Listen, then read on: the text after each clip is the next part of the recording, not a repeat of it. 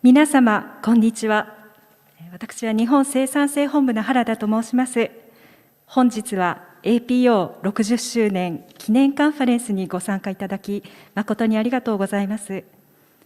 本日のカンファレンスは、日本とアジア生産性機構加盟各国地域をオンラインでつないで開催されます。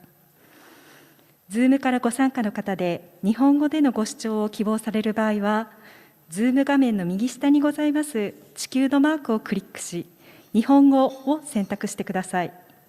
なお、各セッションでのスピーカーへのご質問、ご意見は、Zoom の Q&A から日本語もしくは英語にて受け付けますので、ご質問、ご意見に加え、組織名、ご氏名を記入いただきたく存じます。それでは、ここから先の司会進行は、APO オフィサーのポンラシェット・クラプラユンさんにお願いいたします。A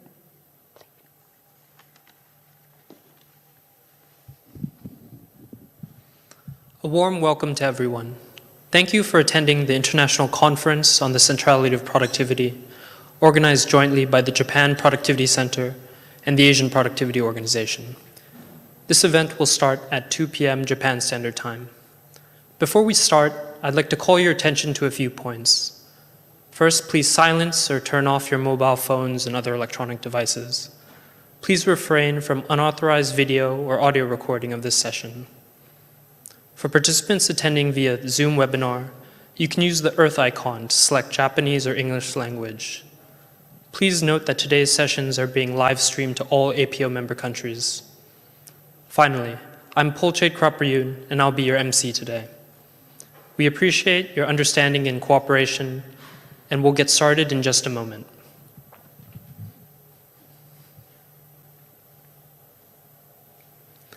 To all our viewers from around the world, we are delighted to welcome you to the APO's International Conference on the Centrality of Productivity. For those of you who are participating virtually, this conference is being hosted in Tokyo, Japan, the birthplace of the productivity movement in Asia, organized in partnership with the Japan Productivity Center and with the support of the Ministry of Foreign Affairs of Japan.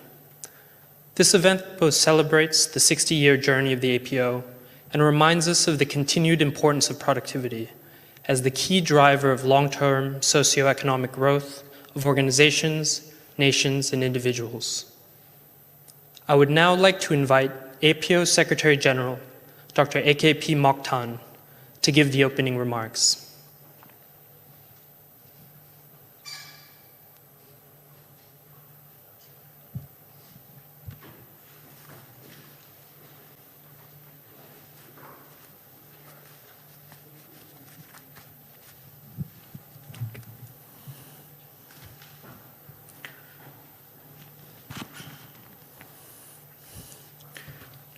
Greetings from Tokyo to all participants and viewers.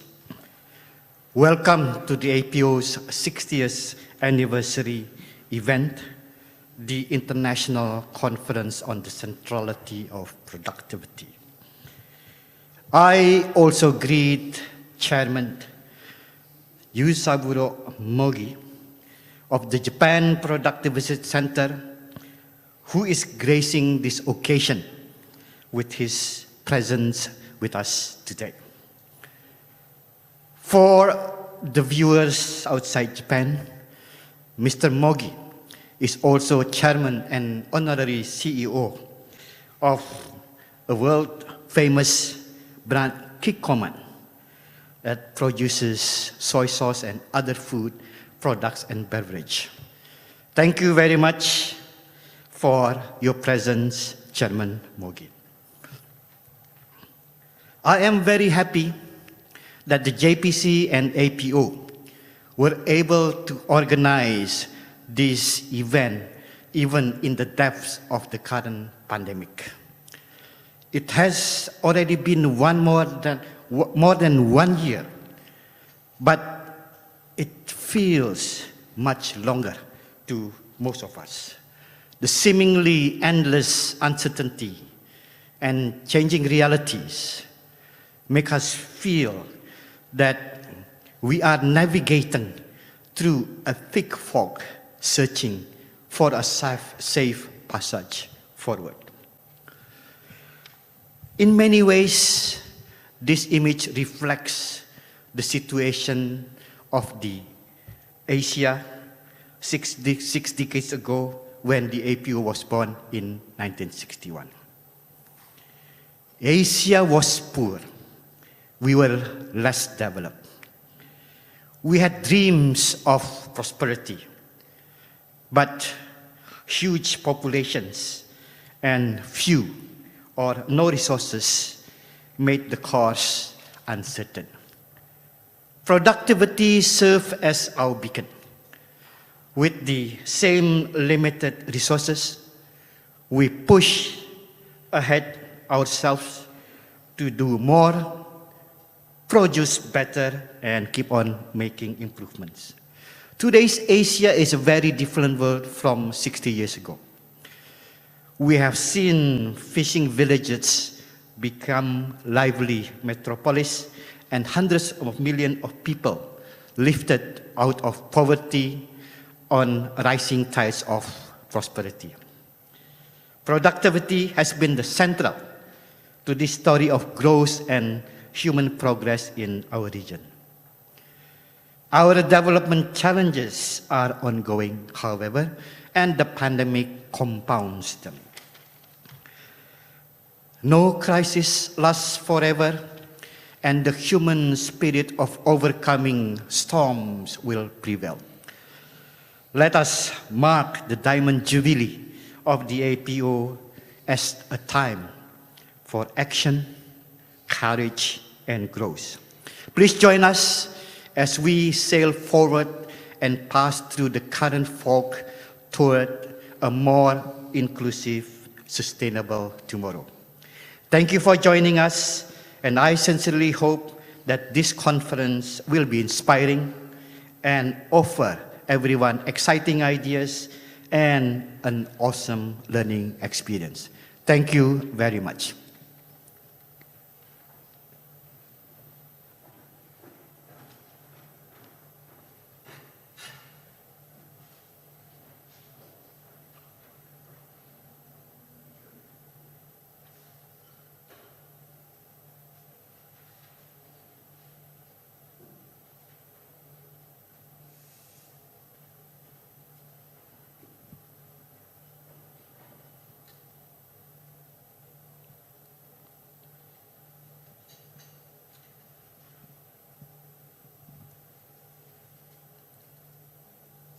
Thank you, Secretary General, for your strong and inspiring words. JPC Chairman Yuzaburo Mogi will now welcome you all to the conference.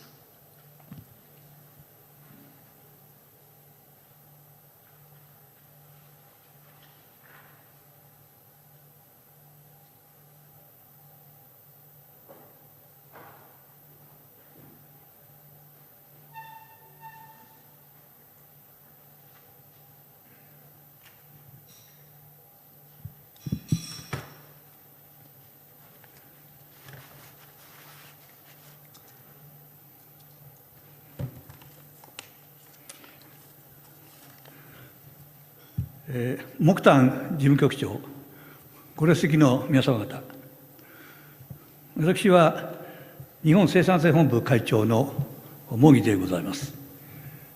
この度、アジア生産性機構が創設60周年をお迎えになりましたことを、まずもって心からお祝いを申し上げたいと思います。また、日頃より木丹事務局長をはじめ、関係者の皆様方には、日本生産性本部の諸活動に一方ならぬご支援ご協力を賜っておりまして、この機会に改めて御礼を申し上げたいと思います。さて、日本生産性本部は、日本生産性本部の設立とともに、1955年にスタートいたしました我が国の生産性運動は、昨年65周年を迎えました。この間、経済界、労働界、学識者、そして国民全体を巻き込みながら、国民運動として時代の変化に伴う多くの課題に取り組んでまいりました。経健全な労使関係の構築、経営者教育、そしてマクロ領域での構造改革など、さまざまな役割を果たしてきたと思っております。また、1950年代末、日本の生産性運動が軌道に乗ってまいりますと、生産性運動の方向性はアジアに向けられ、1961年にはアジア生産性機構が国際機関として創設をされました。我々日本生産性本部がその創設に参画できましたことは、誠に光栄なことでございます。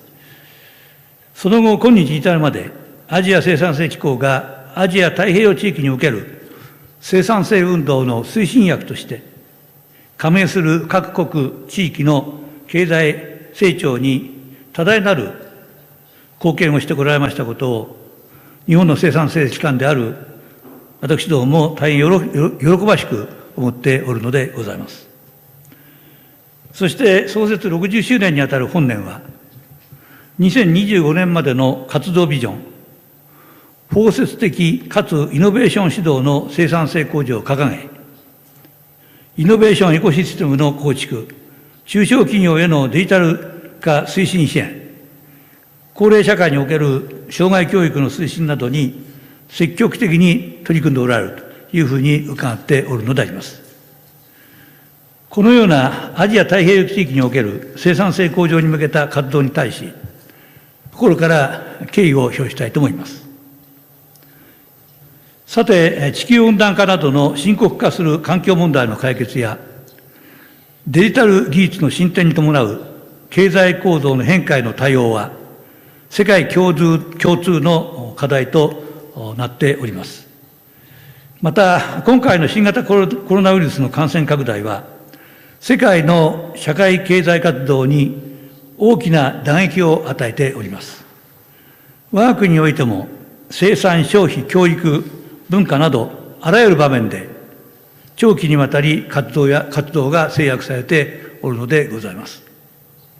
このような状況において、我々が今後も成長を続けていくためには、人間尊重の理念のもと、一人一人が持てる潜在力を発揮し、付加価値を生み出し、生産性を向上させていく以外、道はないと思います。アジア太平洋地域の持続的な成長に向け、アジア生産性機構が果たす役割は、これまで以上に大きなものとなるというふうに考えております。私ども日本生産性本部は、本年4月より、日本の改革と生産性運動の新展開、基盤整備の3年から改革実践の3年へを旗印といたしまして、新たな3カ年からなる第2次中期運動目標を掲げ、活動に取り組んでおるのでございます。その運動目標の柱の一つは、国際連携活動の強化であります。アジア・アフリカ地域の生産性向上を支援するべく、現地産業人材の育成やコンサルティングをはじめとする知的人的交流の推進に取り組んでまいりたいと考えております。アジア生産性機構の皆様におかれましては、より一層のご支援とご協力を賜りたくお願い申し上げます。結びに、アジア生産性機構が今後もアジア太平洋地域における生産性運動を推進する中核的な組織として、ますます発展されますことを心から記念申し上げ、私のお祝いの言葉にさせていただきます。ご清聴ありがとうございました。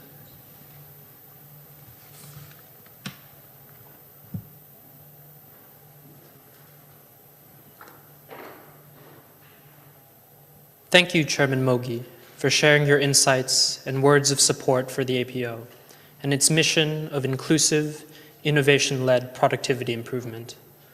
We also appreciate the JPC's long partnership with the APO from its founding to the present day and look forward to continuing and strengthening this partnership in the years to come. I would now like to invite Japanese Minister of Foreign Affairs, Takashi Uto, to give the inaugural address for the conference.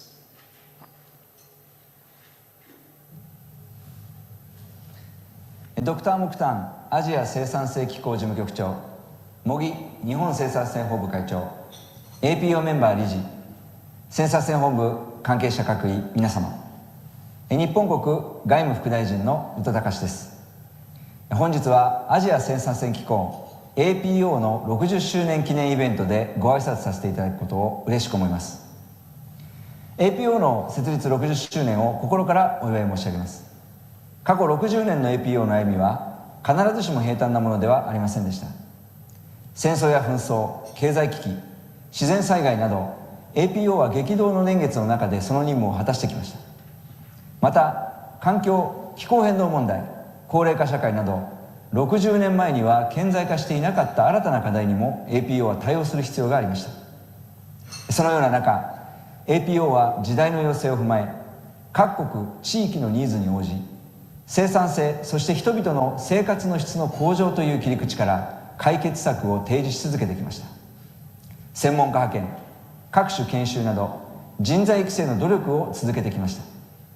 またグリーンプロダクティビティ、緑の生産性という持続可能性を踏まえた生産性向上の指針を国際社会に提示しました。さらに APO メンバーが生産性を向上させるための国内の制度設計、計画策定を支援してきました。アジア太平洋地域は過去60年の間に急激な経済成長を遂げましたが、生産性運動が果たした役割を我々は忘れるべきではありません。日本の改善や 5S といった手法は日本生産性本部や多くの専門家、企業関係者によって広く APO メンバーに共有され、生産性向上運動の礎を築いてきました。さらに現在ではインドの IT、 シンガポールのビジネスエクセレンスなど各メンバーの強みが好事例として共有されています。相互協力の精神の下での継続的な事業の実践と成果は称賛に値します。皆様、本日のこのイベントは我々が直面する課題を認識し、将来社会の展望を共有し、課題解決に向けて生産性の取り組みを再強化する新しい60年の始まりを告げるものです。新型コロナが人類を襲い、世界は一変しました。各国で外出規制措置などが取られ、需要が大幅に落ち込むとともにサプライチェーンの寸大による供給制約が生じ、グローバルな人や物の流れが急速に収縮しています。こうした中、デジタル化の促進、流通手法の改善、社員研修等の生産性向上にかかる取り組みはその重要性を一層増しています。先月、菅義偉総理大臣はアジアと世界の新たな成長の原動力の鍵はグリーンとデジタルであると指摘しました。環境や資源の持続可能性を確保することはビジネスチャンスとなり、成長のエンジンとなり得ます。また今回のコロナの経験はテレワーク、遠隔医療、教育などこれまでの我々の働き方やサービスの提供手段を見直す契機にもなりました。新型コロナという国際的なパワーバランスを変えるゲームチェンジャーによってグリーンエコノミーとデジタルエコノミーのフロンティアが大きく広がっています。そのグリーンとデジタルの促進はまさに APO が高い専門性を有し、地域の生産性向上を主導してきた分野です。 APO は With コロナ、ポストコロナの時代においてより一層の活躍を果たす十分な土壌を有していると言えます。皆様、60年後我々の子孫たちはどのような課題に直面しているでしょうか。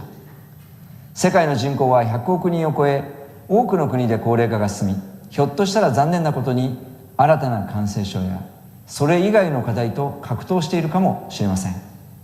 しかし社会構造や課題が変容しても、インプットからアウトプットを最大化する生産性向上の重要性は何ら失われることはありません。 APO は過去そうであったように、そして今日そうであるように、時代の要請に沿って地域の経済社会開発に貴重なインプットを提供し続けるでしょう。 APO のこれまでの60年の業績に敬意を示すとともに、次の60年に向けた取り組みに期待して私の開会の挨拶とさせていただきます。ご清聴ありがとうございました。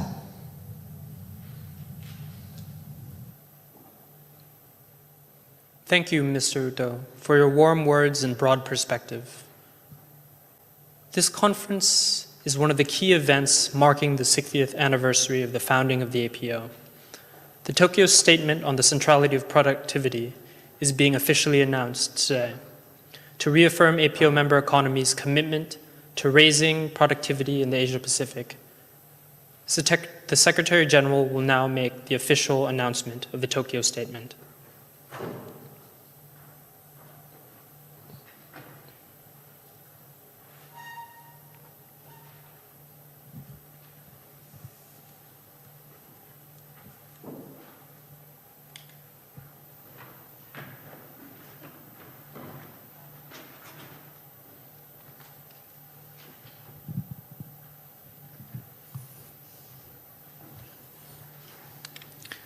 Greetings to everyone once again.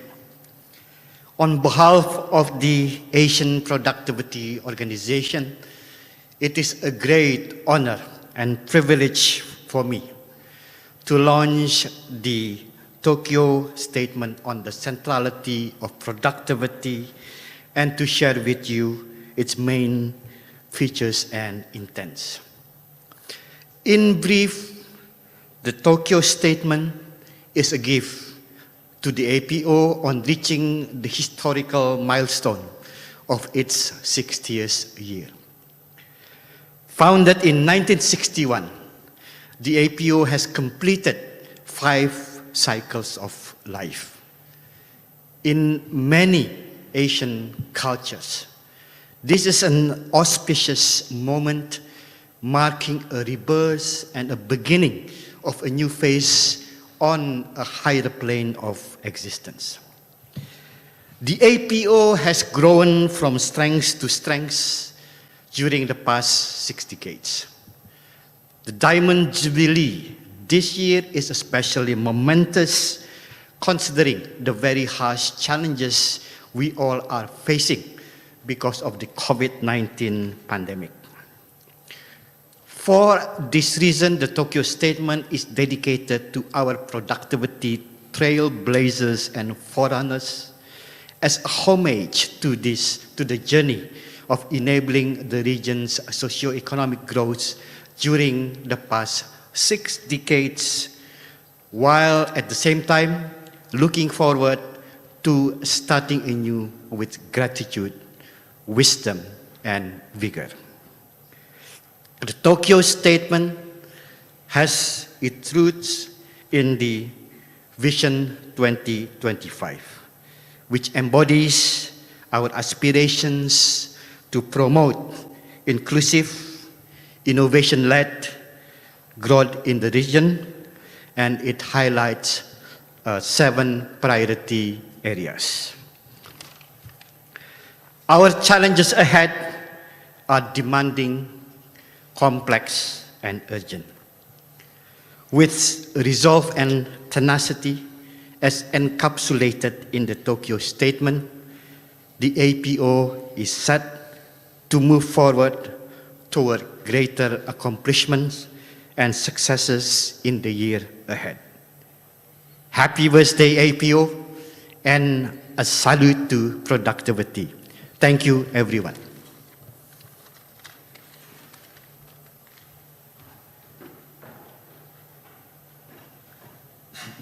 Thank you, Secretary General Mokhtar. Now, I am honored to welcome and introduce our keynote speaker for this conference, Professor Paul Krugman. Professor Krugman is a distinguished professor of economics at the City University of New York. He's an economist, public intellectual, New York Times columnist, and winner of the 2008 Nobel Memorial Prize for Economic Sciences for his groundbreaking work on international trade and economic geography.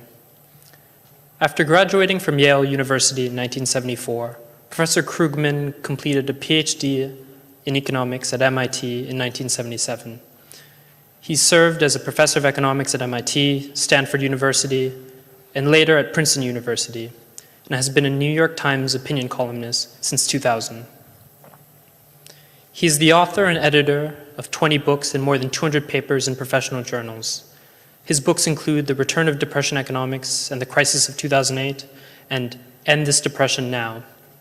Today, he will talk about the prospects of the market economy and society in the midst of the COVID-19 pandemic and the key role of public policy in moving us towards a brighter future.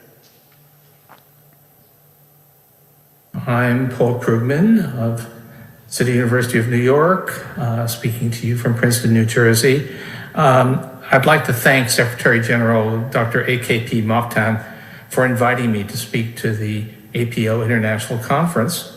And I'm going to talk to you for a little while about the prospects for socioeconomic change in this very unusual world that we're now entering. I'm going to say a few words that are, I hope not unrealistically optimistic, but I think there are, despite all of the enormous tragedy that we've been through this past year and a half, I think there are actually some reasons to think that we may be on a path towards a better future. And I'll try to talk about the reasons why I think that might be so. So, starting point, of course, is that we've been through, are still going through, an extraordinary catastrophe, a pandemic. I could say that nothing like this was anticipated. Actually, a number of people had been warning about the possibility of some kind of pandemic. Has been vast. Even by official numbers, well over 3 million people have died, and there's reason to believe that that number is grossly understated. It's a very, very large number of deaths, a very large number of people sickened, large number of people's lives upended.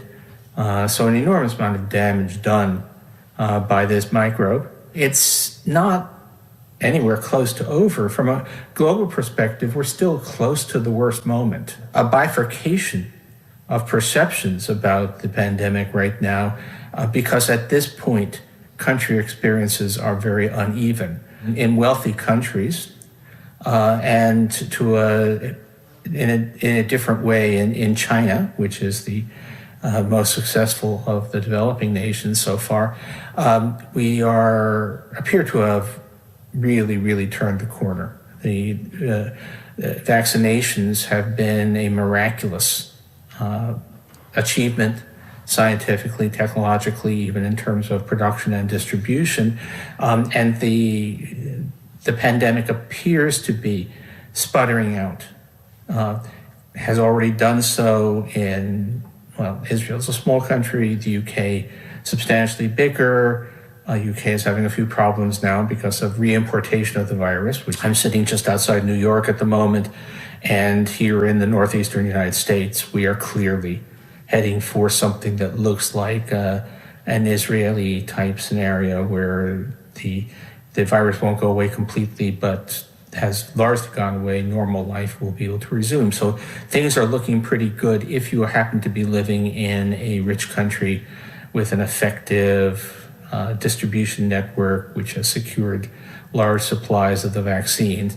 But the catastrophes continue, and the death toll remains horrific. In fact, we're reaching what appears to be collapse of healthcare systems, and particularly in India, but in some other places as well. So it's a very uneven story. Where does this take us? What does this do to the nature of both our national societies at the level of the individual countries and the state of the world? The economic impact, it was wildly unequal.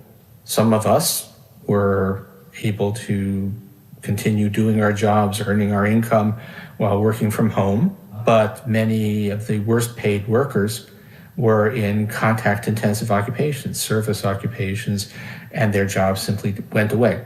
And so at the moment we have a K-shaped recovery where people at the top are going up and people at the bottom are still going down. And so it's been hugely unequalizing. And then, of course, internationally, contrast between the sense of relief, celebration in wealthy countries as widespread vaccination brings us closer to something that may or may not be herd immunity, but is something more like normal life. Inequality, unfairness, injustice. This was a plague that afflicted the already afflicted and by and large bypassed those who were in pretty good shape to begin with. So all of that is a negative, and you might think that that bodes very badly for the future. You've just seen a sort of graphic illustration of the unfairness of life, both at a national and at a global level. However, there have been some hopeful aspects to this whole thing, and there are some reasons to think that we may, out of all this tragedy, be laying some foundations for a better world. Not a perfect world, that's never going to happen, but a better world. Start with the somewhat parochial perspective of the advanced countries. If we look at what actually happened, we have had, let's not forget, extraordinary scientific, logistical, technological, and in important ways, political triumph. The vaccines came along faster than anyone thought possible. They came together through an extraordinary intellectual effort. If you actually ask who intellectually was responsible for the developments, it's an astonishingly global thing. It spans many countries, it spans many different national origins. And when you have Turkish origin scientists in Germany developing a vaccine that ends up being, where the production process ends up being perfected, and at least in part in the United States, that's productive globalism of a kind that is, is almost like a dream of how the global system should work. We've had a demonstration, not just in the development of the vaccine, but in the distribution of the vaccine, of the capacity of well-intentioned, competent, determined public policy to work.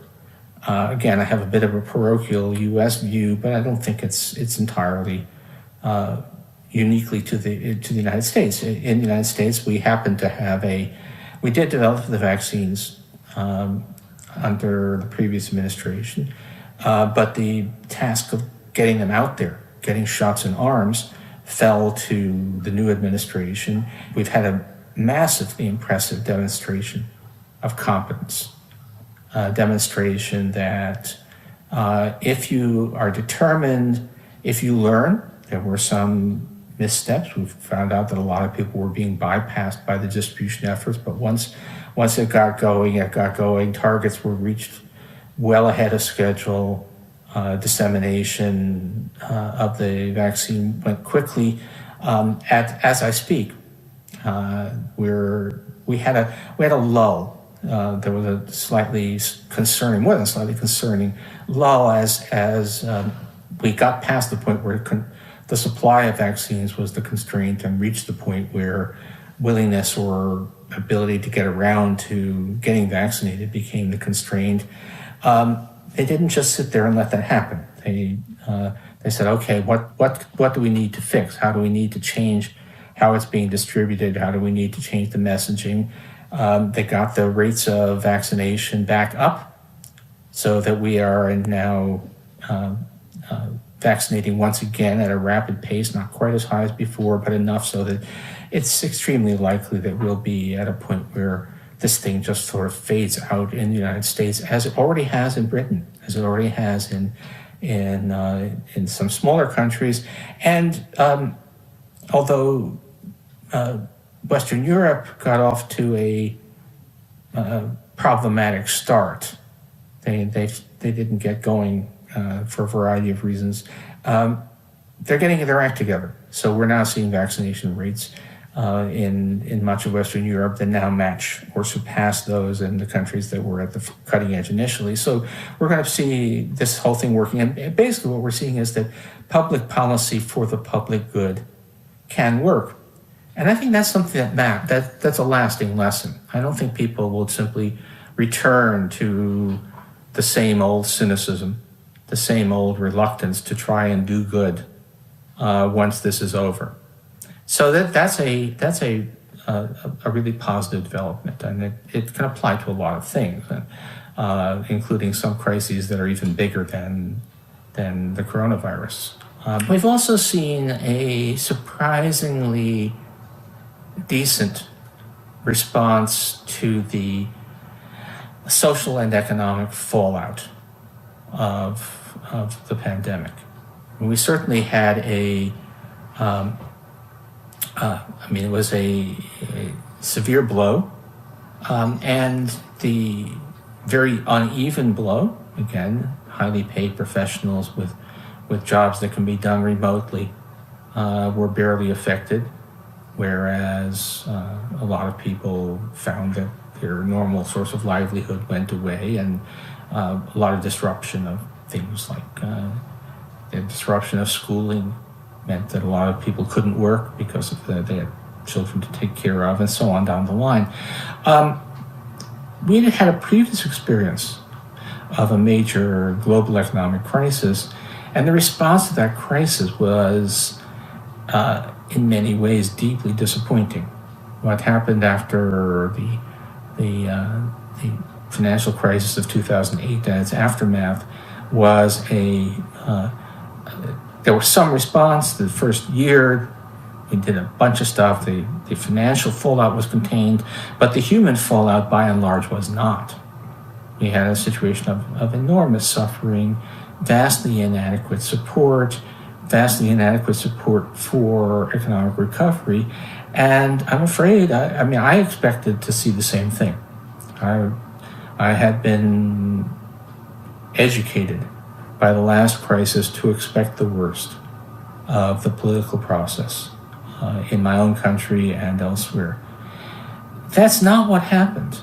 Far more aggressive, effective policy response than we did last time. Relief programs, the rescue programs, of course they were not perfect. Of course they could have been done better. They were both in terms of scale and in terms of design far better than we saw a dozen years earlier, and also far better than I think almost anyone expected. I certainly came in expecting that we'd see the worst, that we'd see stinginess, that we'd see a lot of blaming of the victims, all of the things that went wrong in 2009, 2010. We saw a lot less of that. We saw programs that were actually more or less adequate in scope.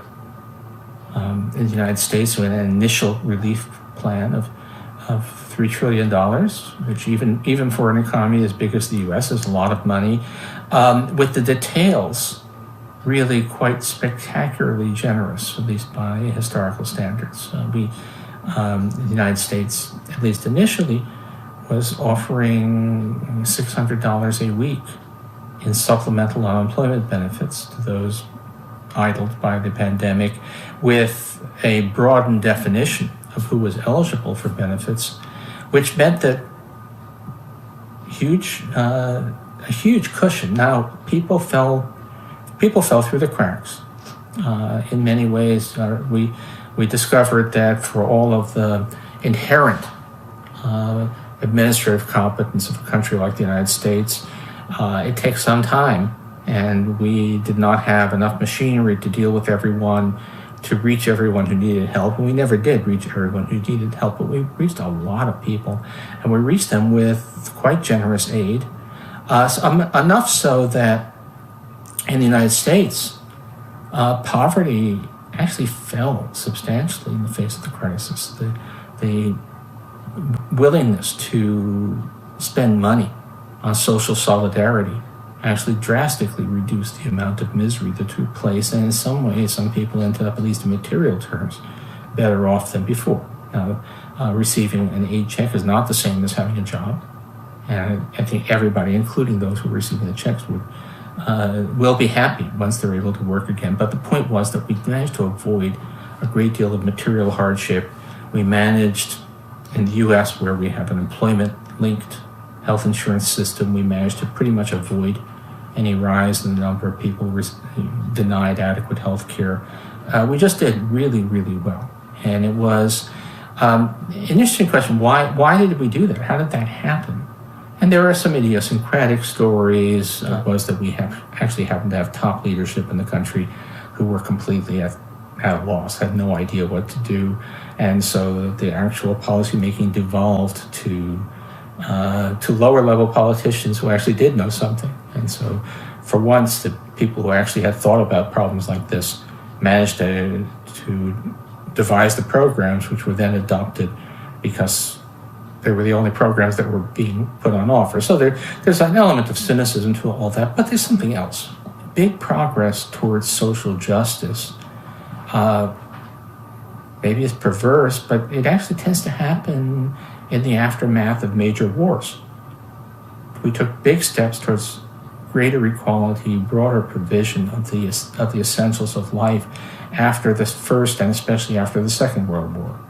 It was, to take a non-US example, it was the Second World War that gave rise to Britain's National Health Service, which is now an inseparable part of British life. And so, and the thing about something like this, something like a pandemic, is it is really hard for people to look at other people suffering and not say, they didn't do anything to deserve that. This is, life can be unfair. Can't we do something to make it a little bit less unfair? And so does tend to be a sense of social solidarity in the face of a really broad gauge catastrophe that can have a lasting legacy. And I believe that this has happened, at least to some extent, as a result of COVID-19.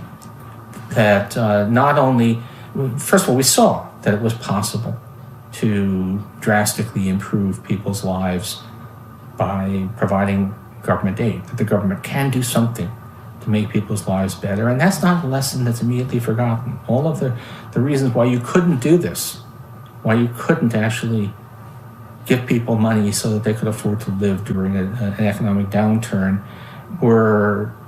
those arguments were silenced by the sheer scale of the COVID-19 catastrophe.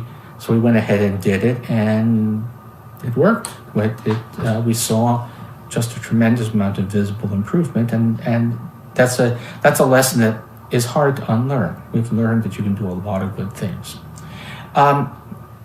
And it does, I believe, that's a lesson that applies not just to the policies undertaken in the heat of the crisis, but to what you do afterwards.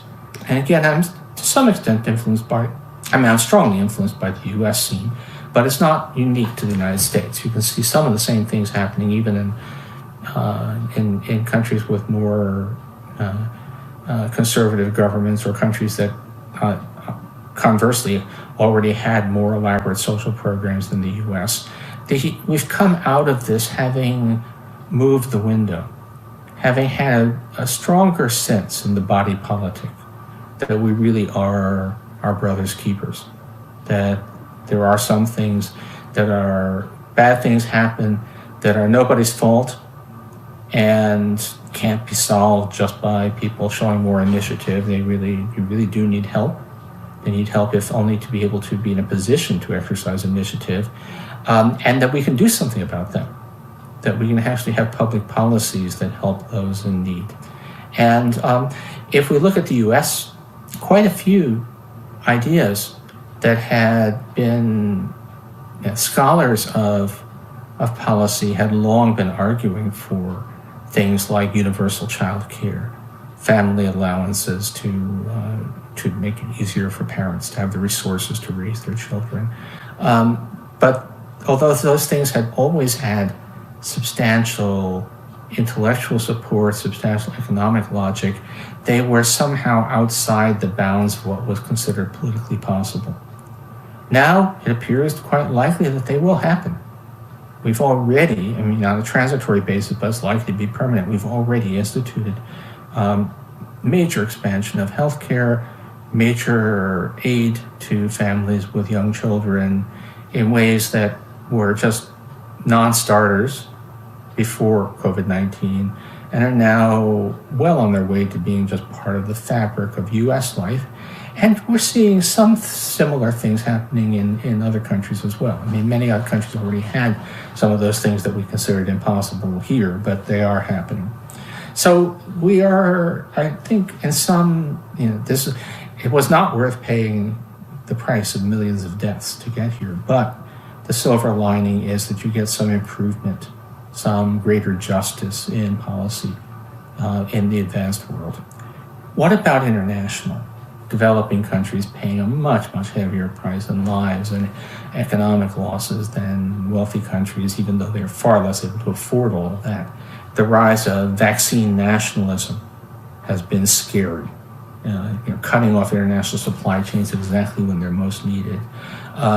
The travel restrictions have been arbitrary and have in many ways been really disruptive to lives and to the prospects of countries that really need access to the global marketplace.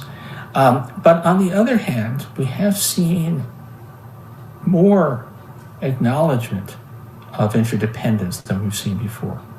We actually have seen, as I speak, as I record this, the United States is about to send large quantities of vaccines to countries that need them. Now, it should have happened before. We should be sending more. We should be doing much more to help production of vaccines around the world. But it's still aid on a scale that we haven't really seen from the United States since the Marshall Plan after World War II. We really are seeing an acknowledgement that basically nobody is safe unless everybody is safe. And we're starting to see some real cooperation. We're seeing an understanding that sometimes being generous, sometimes being willing to share and to help those in need, even if they happen to be in other countries, is not just the morally right thing to do, but also practical. Actually makes your own life better and more secure. Remains to be seen, but I think that this at least makes it more possible that we'll do the right thing on other fronts.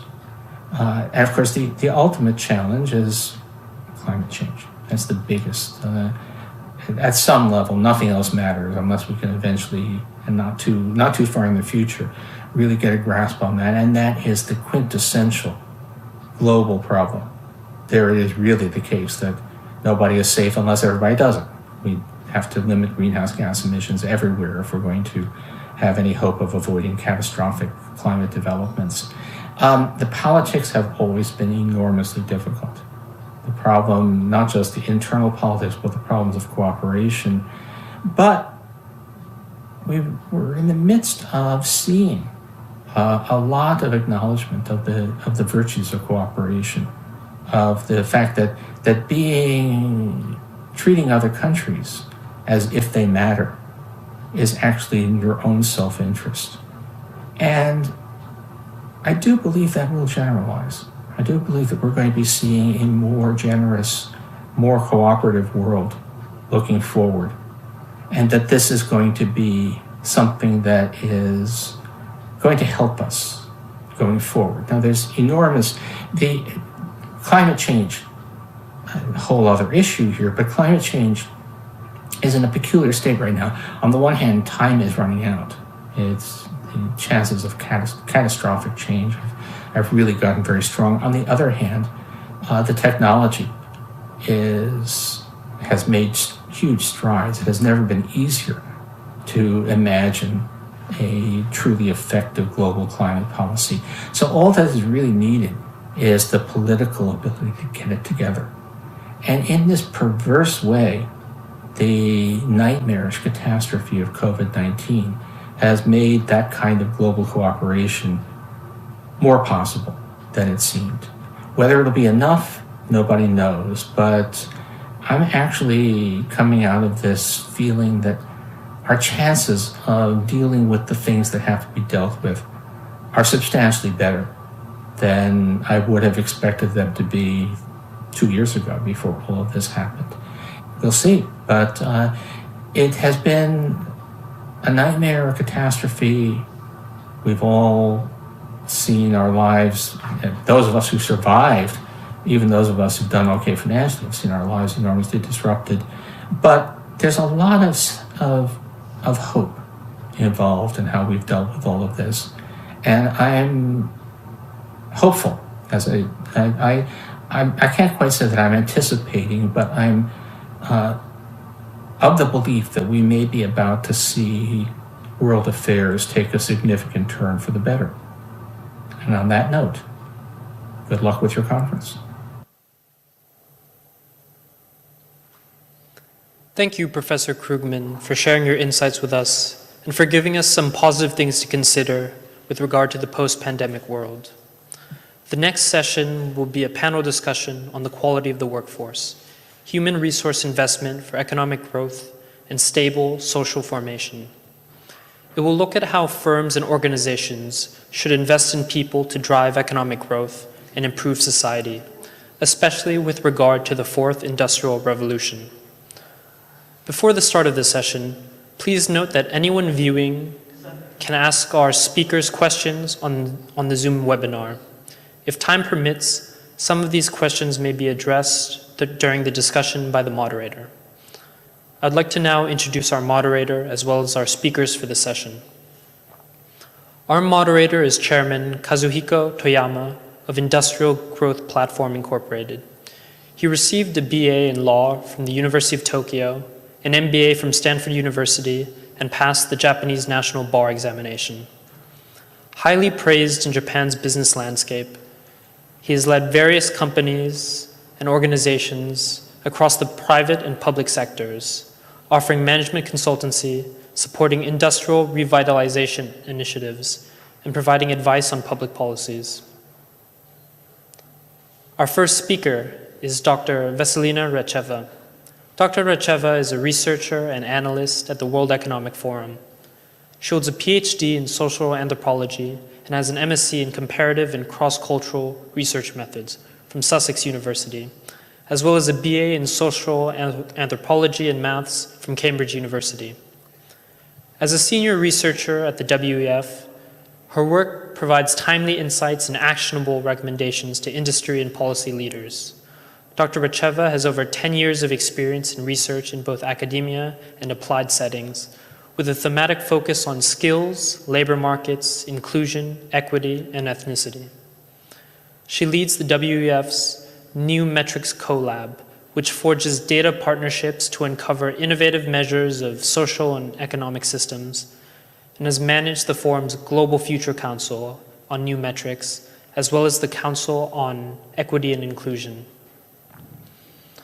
Our next speaker is Mr. Francis Scholl, a Wall Street Journal and USA Today best-selling author. He's the founder and also the CEO of The Human Company, a Fortune 500 C-suite strategic advisory firm. Scholl helps companies rethink business in ways that conventional strategic management cannot. His award-winning innovative model for complex decision-making, the Intuitive Compass, enables clients to adapt, innovate, deliver outstanding performance, leapfrog competitors, and thrive in disruption. He's published 3 trade books, contributed to multiple collected volumes, and writes articles in specialized media. In addition to teaching and lecturing at leading global graduate schools, Scholl is the founder and pedagogy director at Squircle Academy and founder and president of the board of the No Better World Foundation. Our final speaker is Ms. Yuka Shimada, Director of Human Resources and General Affairs at Unilever Japan Holdings. She obtained a BA from Keio University and an MA in Organizational Psychology from Columbia University. As a highly accomplished HR professional, she is one of Japan's leading figures in workforce development, with specialized experience in leadership, training and development, and HR services. She also serves on the board of directors of Unilever Japan. I would like to welcome our speakers and the moderator and invite them to join us on stage or to connect with us virtually to kick off this session. Mr. Toyama, please go ahead. Okay, thank you. Hi, everyone. It's my great pleasure to moderate this great panel at this great event, APO's 60th Anniversary International Conference. Okay, so for the beginning, I'd like to point a little bit about the problems, what I have, and about the quality of the workforce. I believe this issue is very, very critical and important nowadays, not just for the business side, but also the whole public world global issues as well. And in that sense, I really believe we have a really great panels today. And okay, so obviously we are now in the midst of so-called disruptive innovation, maybe driven by the globalization and so-called digital revolution. Today we call it DX. And it seems to me that this innovation seems to be accelerating even more than due to the COVID-19 pandemic. And it creates some good things, but also creates some new problems. So maybe that's going to be today's main issues for today. If you look at this number, or this is a ranking of the market capitalization, comparing the 1989 and 2019. This data is a little bad news for the Japanese, actually. We used to be, dominate 7 of the top 10 Japanese companies. But nowadays, they disappeared. But instead, there are many, many new type of the digital, or knowledge-intensive companies are dominating the top 10 ranking of the world. And it sounds like, the business is becoming more like knowledge-intensive and human-centric. But on the other hand, if you look at the same data, a comparison between 89 and 19 of the US market, you can see in 1989, basically even in the US, more like a classic, manufacturing type of the large corporation was dominating the top 10 ranking of US stock market. And those companies at the same time had a very, very thick and many middle-class employment in the US. But nowadays, this list is dominated by the, more like a digital or more like a very knowledge-intensive and very, professionally high knowledge-based companies. It means they don't have, equivalent power to create their middle-class workers in the industries today.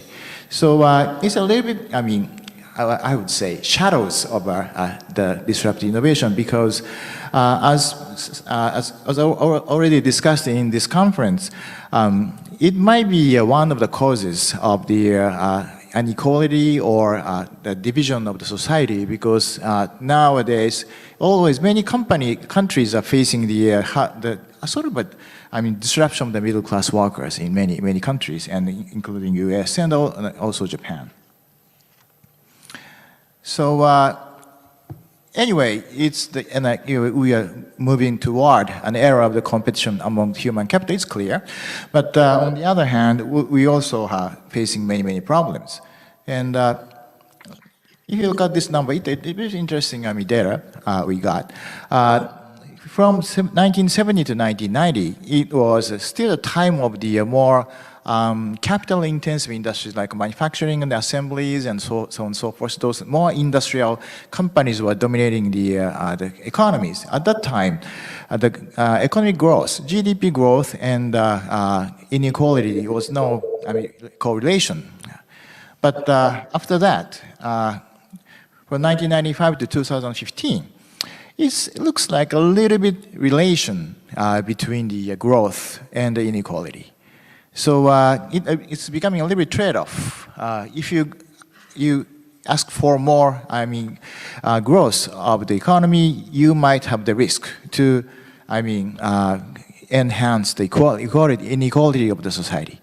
So this creates another problem. So again, innovation drives the growth of the economy. It's good, but at the same time, innovation might create another social problems. So we have to challenge this issue to overcome today's many problems, and including maybe environment as well. And actually, these slides are actually my originals about what kind of industries are dominant in especially countries like OECD type of countries. This is the case of Japan. the horizontal axis is the type of the business. And the G industry means more like a global competitive industries like IT or global manufacturing and so on and so forth. And the L industry means more like, restaurants and hotels or transportation. And so it's more, and the medical services is more like more local based. Very fragmented industries. And actually, in the OECD country, like OECD countries, typically G industries share goes down because under the globalization, they can choose any place they like, which is more advantageous for their competitions. But the local industry cannot move away. So naturally, where in the OECD countries, typically the wage cost is high, and maybe energy cost is high, and the environmental regulation is also, the things are very strict. So it seems to be, it tend to, those global type of the industry, like huge plants and the facilitation tends to go away from those countries, and instead more like local industries stay within those countries, and vertical axis is the place. Many people believe that the huge concentration is happening into the Tokyo metropolitans, but it's just 30% of the GDP. And actually, if you look at the GDP growth, Tokyo city's growth is maybe ranking 40 out of 47 prefectures in Japan. So actually, the GDP growth is slowing down in Tokyo area. And the rural areas in some rural areas have higher growth of the GDPs. So it's a little bit intuitive, but this is really happening in Japan. So it also means the typical company, global company like a Toyota or Panasonic or Sony or those companies only share 20% of the workers. Actually, 80% of the workers are working at the local industries. And typically those countries are small and medium enterprise, SMEs. So, and also it's also true that the productivity is higher for global businesses like a Toyota or Panasonic or Sony's. And the productivity, especially labor productivity is very low in those local businesses. And it's also caused some inequality and division of the society, but also if we look, if we try to realize the economic growth in the country like this, we have to enhance or bring up the productivity of those local businesses as well. But so far, it seems to me that the DX or those innovation is not, yet bringing truly the fruits for those industries. That's another issue. Okay, let me wrap up my problem statement. DX and IX, IX means industrial transformation, will accelerate. And the human capital will be the key for the productivity enhancement and for surviving the competitive market even more. And so far, top knowledge talent has been the key for the success. But in the future, more importantly, for rebuilding the middle class workforce, we have to, invest on the human capitals and the digital revolutions. Those things must be, more utilized for those middle class workforce rebuilding, I believe. And secondly, what are the human resource management challenges for inclusive and sustainable growth in the knowledge-intensive era? And of course, business enterprises has a very important role, and also government policy and regulations will have a very, assume the very important roles. And also education facilities like a college and those things, and especially now the new technology coming in, the skills are changing, so maybe more like a recurrent education is becoming very important. And eventually, as a society as a whole, what the society should do, what kind of new social unit or community can play the role for the problem in those problems.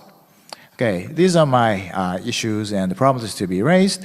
And now let me move on and hands on this microphone to the our great panel speakers. And the first, the Vesselina from Switzerland. Are you ready? I think in the Switzerland it's very, very early in the morning. Good morning, Vesselina, and please start your presentation. Good morning, everyone, and thank you very much for the invitation to share more about the analysis we've conducted in the World Economic Forum on the future of jobs. I'll share a few slides and also comment on those slides to try and paint a bit of a picture on what we've seen happen for about half a decade now. We've been tracking the future of jobs, so how jobs and skills are changing in the context of technological adaptation in 3 editions of our Future of Jobs report, which is the primary core analysis that I'll be sharing more about in this presentation. So what is happening? Let's start with the current moment. In the current moment, what we're seeing is that companies are adopting more and more technologies. They're recognizing that these different technologies are able to drive higher productivity. They're able to solve some of the problems they're facing, and they're able to open up new business models. We've been tracking this since the 2016 edition of our Future of Jobs report. And you can see here on this figure what we noted in the last edition of this report, what kinds of technologies are set to be in increase. And when we first started tracking these trends, some of these technologies that are more frontier ones, such as robotics, were very low on the scale. And we've seen them go up and up, in particular non-humanoid robotics. And we've seen that actually some of the things we thought were futuristic are starting to become a reality. There are, of course, the mainstays of today's digital economies. There's cloud computing, there's big data analytics, there's the Internet of Things. A lot of companies, about 80% of companies in our surveys are actually telling us they're starting to adopt these. And that adaptation isn't always smooth, but as you see, it requires a combination of technological challenges to be solved, as well as some human capital challenges to be solved. Now, we are in a very distinctive moment. As you know, throughout history, we go through periods of strife, when our labor markets are deeply impacted by external events. Today, the COVID-19 pandemic has thrown many people into unemployment across the world, and it has very disparate effects on different economies. And what we are facing today is a very different challenge from what we were facing maybe a year or 2 ago, when we're thinking that we're going to have this rate of digitization is going to displace workers. We're going to have to think of ways to transition the labor market and the workforce to a new reality. But we are going to have a little bit of room for maneuver. This has closed a lot more. Many people are facing significant challenges to their livelihoods. And we know that the labor market is a lot more scarred by the COVID-19 pandemic. So what is happening? For actually the past 2 years, we've understood one key thing, which is the share of work being performed by machines and automated labor in the labor market is actually increasing. And the projection right now, modestly, is by 2025, the share of work hours done by people and machines or algorithms is going to be roughly equal. Does that mean people no longer have work in the future of work? No, it does not actually. And many projections are suggesting that this could also have a complementary area of job creation in different fields. What we're also seeing as parallel running trends is digitization. Around 80% of companies are really accelerating digitization. In the context of COVID-19, it's also been a resistance to try and actually tackle the fact that many people couldn't physically work in offices. And this has actually taken the previous trends we were tracking and just supercharged it so that everyone is now trying to work out how do we work remotely? How do we change our processes so that they can be done through the internet, through a home office? Now, the jobs landscape that we're seeing as a result of these changes is different. There are a set of roles that are declining, and there are workers currently in those roles.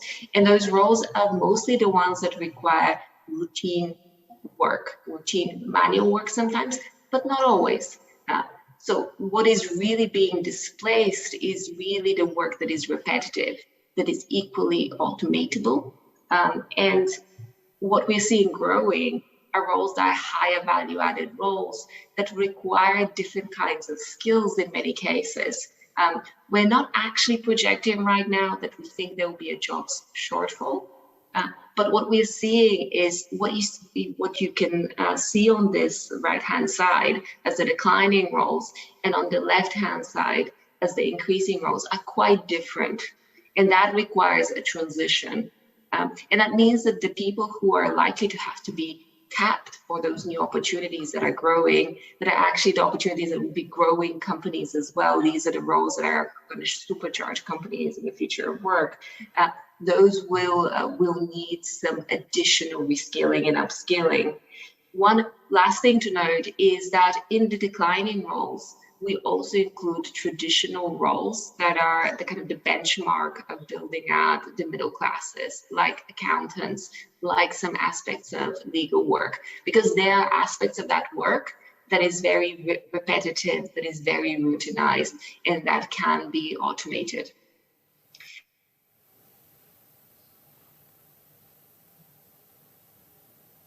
Future-facing roles that are fast-growing in today's labor markets.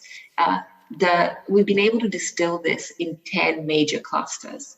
And you see 8 of those clusters are ones that are growing very organically, and 2 of those clusters are actually ones that will depend on the investments governments will make in the policy arena. Those 2 clusters are the care economy and the green economy, and they're really the kinds of roles that will really help us get to a more inclusive labor market, to a more inclusive economy, but they do require more policy attention. Whereas the rest of the job clusters that we're looking at here, they have been fast growth job clusters for a number of years now, and independently of the investments governments make, will actually prosper and continue to grow. And this is what the area of opportunity in the labor market looks like. So we see that it includes technological roles. So there are definitely spaces for data and AI, for cloud computing, but also the in-between roles, product development, the people who help package products that are often digital products, as well as very human roles, like roles in HR and people and culture that are going to help shape the talent needed to grow enterprises. We are, however, in a bit of a challenging situation when it comes to talent. We have an executive opinion survey that surveys business executives across 150 economies. And what we've seen is for a number of years, education systems have not been rated strongly. They're a bit better rated in advanced economies, they're a bit more poorly rated in developing economies, and that really hasn't budged. In parallel, many businesses, especially in advanced economies, are downgrading their ability to find skilled employees. They're saying it's becoming increasingly difficult. It's a little bit different in emerging markets where there is this new investment in some cases in improving the skills and education space, and that has seen a small uplift there. But really in advanced developed economies, we're finding that talent shortages are becoming endemic, and our education systems are really not fit for purpose. We're facing a large skills challenge. We asked employers roughly how many of those employees that you have in your workplaces need very different skill sets. And then also, if you think of your average employee, what kind of share of skills that they currently have need to be upgraded. And about 40% of current employee skill sets need to be upgraded. This is a mindset shift change, because what we used to think and what our whole systems are set up for is you invest early in life with skills and education. People are set up well for a labor market that is moving at a reasonable pace. But actually that acceleration of our technologies is driving an accelerated need for different kinds of skills. And that means that we need new systems for mid-career reskilling and upskilling that has to happen more dynamically. Without that, we're going to continue to see that line of talent shortages and businesses not being able to get the kinds of skilled employees they need become more and more pronounced. And what we're also hearing from many business executives is that's actually holding their innovation agenda backwards.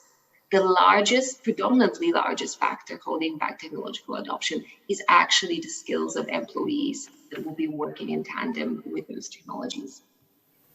So let me end on the kinds of skills that we need to build. And this is one part of a much larger taxonomy of skills that we've been able to map. Actually, the big skills that we need to invest in for the future of work are the ones that are really uniquely human. We need skills in analytical thinking and innovation. We need creativity. We need critical thinking. We need people who can solve complex problems.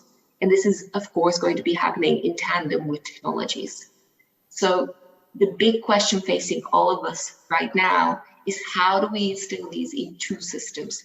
One, the system for upgrading the skills of those who are already in the labor market. And the second one, how do we actually put that as a benchmark within education systems? Thank you very much. Yes. Yeah.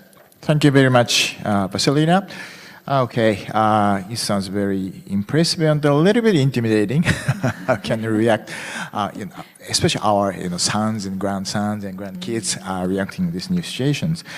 And so let me move on to the next presentation. Francis, I heard you were in New York. It must be midnight.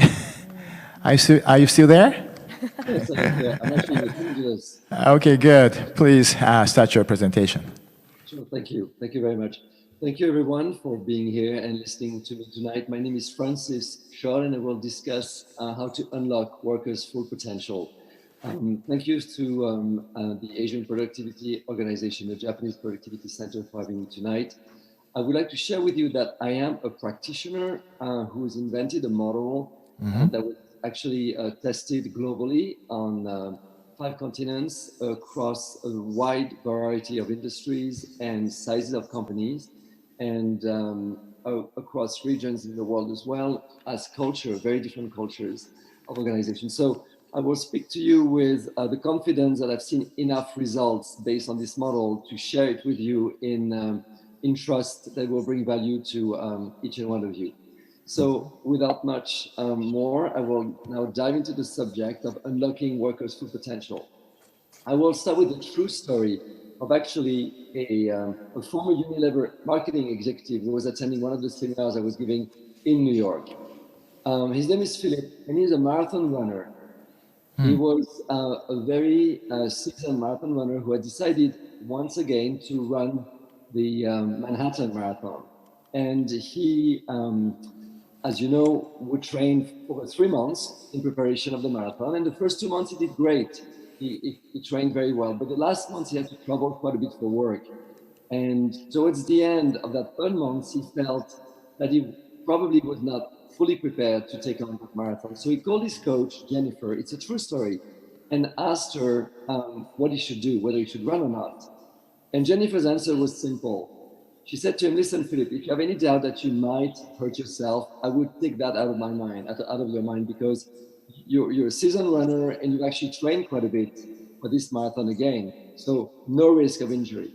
And my advice to you, having trained you now for a while, would be to go and participate and do 2 things. 1, do not look at your watch. Never check time during the entire marathon. And equally so, do pay attention to your breathing throughout the race. So Philip was kind of disconcerted because usually Jennifer gives him metrics and strategies and very, very, very metric-oriented guidelines, but this time it was kind of touchy-feely what she was telling him. So he decided to sleep on it. And the next day, he thought, you know what? I trained. I love running. I love running in Manhattan. So I'll take on the challenge. I'll go there in good trust. I won't hurt myself, and I'm going to try to apply what Jennifer told me. So he did. He did not look at his watch, and he did stay consciously present to his breath, to his breathing. It was not easy because Philip is a strong-willed executive who's used to, strategies, measures, metrics, and monitoring himself, but he did not. He just accepted to be in the moment, connected to his breath, and not looking at his watch. Now, guess what? Guess what happened? He got his best score ever. So here we have two different approaches to performance and productivity. One is a linear approach, which is what he had normally done every time he was running. Setting a goal, preparing himself, having a clear strategy for the best outcome. And then he experimented with a non-linear approach, what Jennifer advised him to do. So let's discuss those and let's give them names. Let's say that the linear approach, let's call it the square approach. And the non-linear approach, let's call it circle. Obviously, the linear approach seems to be the most efficient, the safest, the surest to get him to his results. But in this case, actually, it is the circle approach that led him to his best score with less effort, because he didn't hurt himself and he felt good at the end of the race. So he asked me on that seminar, but why is it that I still tend to force my way to productivity at work, even if I kind of know better? And I told him, well, the reason is simple. In organizations, we dominate with square thinking. We control our outcomes through strategies and careful management of resources and so on. And in doing this, we actually limit our ability to adapt, to be creative, to be resilient, and to produce in another way, in the way that got you to get to your best score. So actually, this controlling, domineering square thinking is very limiting when it comes to the additional level of productivity that we need in this very, as you were saying, disruptive world. So let me use an image. Let's say that a parrot, a wild animal that's capable of adapting and being creative in the wild forest, in the tropical forest, resilient and certainly sustainable. Let's symbolize this animal with a circle. Now, let's imagine that this bird has a nest where it goes to repose, to rest, to find stability. And let's say that the nest is the square. Stability, dependability, predictability, always in the same place, always there for the bird to rest. So the simple image is that the bird interacting with the nest, is a good relationship. The bird can come and go, so it's free to roam. So the bird is free, and yet it has a base, it has a foundation, it has a structure to support it. So that's where the parrot is at its best, when the structure is there to support its life. But now, imagine that the nest is turned into a cage. If you put a wild bird in a cage, it loses its ability to sustain itself, to be creative, to be adaptable. It's no longer a wild bird, it's an object of decoration. And that creates a wall of inertia. The bird would be really losing its natural ability to sustain itself, to be creative and adaptable. So when we dominate with the square thinking, with a controlling strategy, we actually create somewhat also a wall of inertia. And we create limits, and it's a wall that's closed on itself. So what I've observed in organization is that we can actually, in spite of processes, in spite of strategies, we can retain the circle qualities and unleash them and leverage them, just like a free wild parrot that can adapt and create and sustain and increase productivity without running the risk of burnout or hurting oneself. And that's the new approach that I bring to organization, to unleash that human potential, to get that increased productivity. And then you can use the square, you can use the structures, you can use the processes in service of those natural abilities, agility, creativity, resilience, to generate that additional productivity. But as you can see, it's a reversal of perspective. It's a quite different approach than the one that's process-driven, number-driven, strategy-driven. It's a holistic approach that doesn't deny strategy and processes, but reposition them where they belong. Just the same way as the nest is in support of life of the parrots, the structures and processes should be in help, in support of people and culture. Unfortunately, it's very often the opposite. So when we choose to free the circle from the square, we enable that limitless human potential. And we leave it to everyone's autonomy to use that limitless human potential for the purpose of everyone's progress and whatever tasks they have to achieve. So now let's discuss productivity. As I was preparing for this conference, I read, of course, some information, and I saw that productivity had been defined as how to do more with less. And I would challenge this linear thinking of doing more with less, which is very quantitative. And I would say it's an impossible reach, because human performance, of course, involves a certain level of stress. And you cannot just perform regardless of the level of stress. This is not the way it works. There's actually research that shows that there is a bell curve. In other words, there is a positive correlation between performance and stress, but up to a certain point where when the level of stress becomes too important, then performance decreases. Yeah. And that was exemplified and researched and published in the Journal of Management Studies in 2014. There's a tipping point where the correlation moves from being positive to becoming negative. So the reason for this is because the human body is not a machine. This is why square thinking is actually quite detrimental when you want to capitalize on the human potential and you want to increase your access to human potential, which is all the conversation today in this disruptive world, and the constant reskilling, or the more rapid reskilling. So how to do more with less is actually a recipe for burnout. And we know that people talk about the pandemic before the pandemic. It was in the Harvard Business Review. And we know that today the World Health Organization conducted a study recently saying that 1 out of 4 adults will be affected by burnout in their active life, and has a huge cost, to the point that burnout now is listed as one of the global recognized diseases. So where is the opportunity for us to unlock human potential? Well, it's in one word: more engagement at work. We know that unfortunately 8 out of 10 workers are merely showing up at work. In other words, 8 out of 10 workers are either not engaged or poorly engaged when they come to work. It has an enormous cost. It costs us 7 trillion in lost productivity, according to Gallup report in 2019, of a global workplace. And companies that have employees with the best level of engagement happen to be 70% more productive and 21% more profitable than companies with the least engaged workforce, according to a Glassdoor survey of 2017, December 6. So we see that there is an opportunity, but engagement, again, we're not engaging machines, we're engaging humans. So we can't approach engagement for a square thinking alone.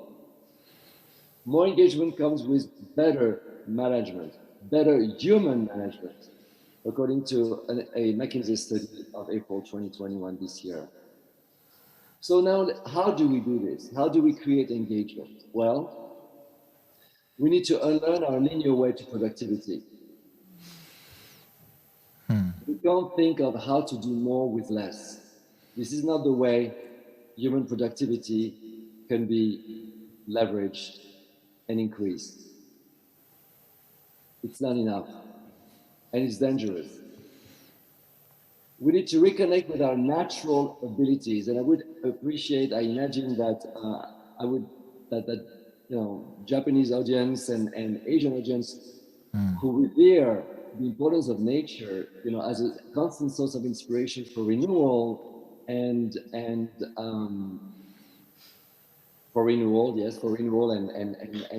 happiness and living in life, that it's time to also reconnect with nature within us. When we choose to fill the circle from the square, we enable limitless human potential, as I said, and that's a possibility, that's a choice, that's a leadership choice. It's the ability to not control, to put strategies in place and yet give space for experimentation, give space for empathy, for a sense of purpose, for everything that inspire people to become more. And those are not things that you can put in an equation. That's something that needs to be discussed, that needs to be experimented with, that needs to be reckoned with. And then as you build experiences, just like this runner, Philip, who learned something by experimenting different ways, then he can trust himself in new ways of doing that are respecting his body, breathing, staying present, giving up the control of the outcome, and yet performing better than he did. So we can learn a new path to outstanding productivity. It's possible, and that's why I designed this model, Squircle, so that we understand that square and circle, rational thinking and perceptual being can come together and work in synergy for the better of our workforce, of its ability to adapt, to create, to be resilient, and to produce more. But for that, we need to respect nature in us.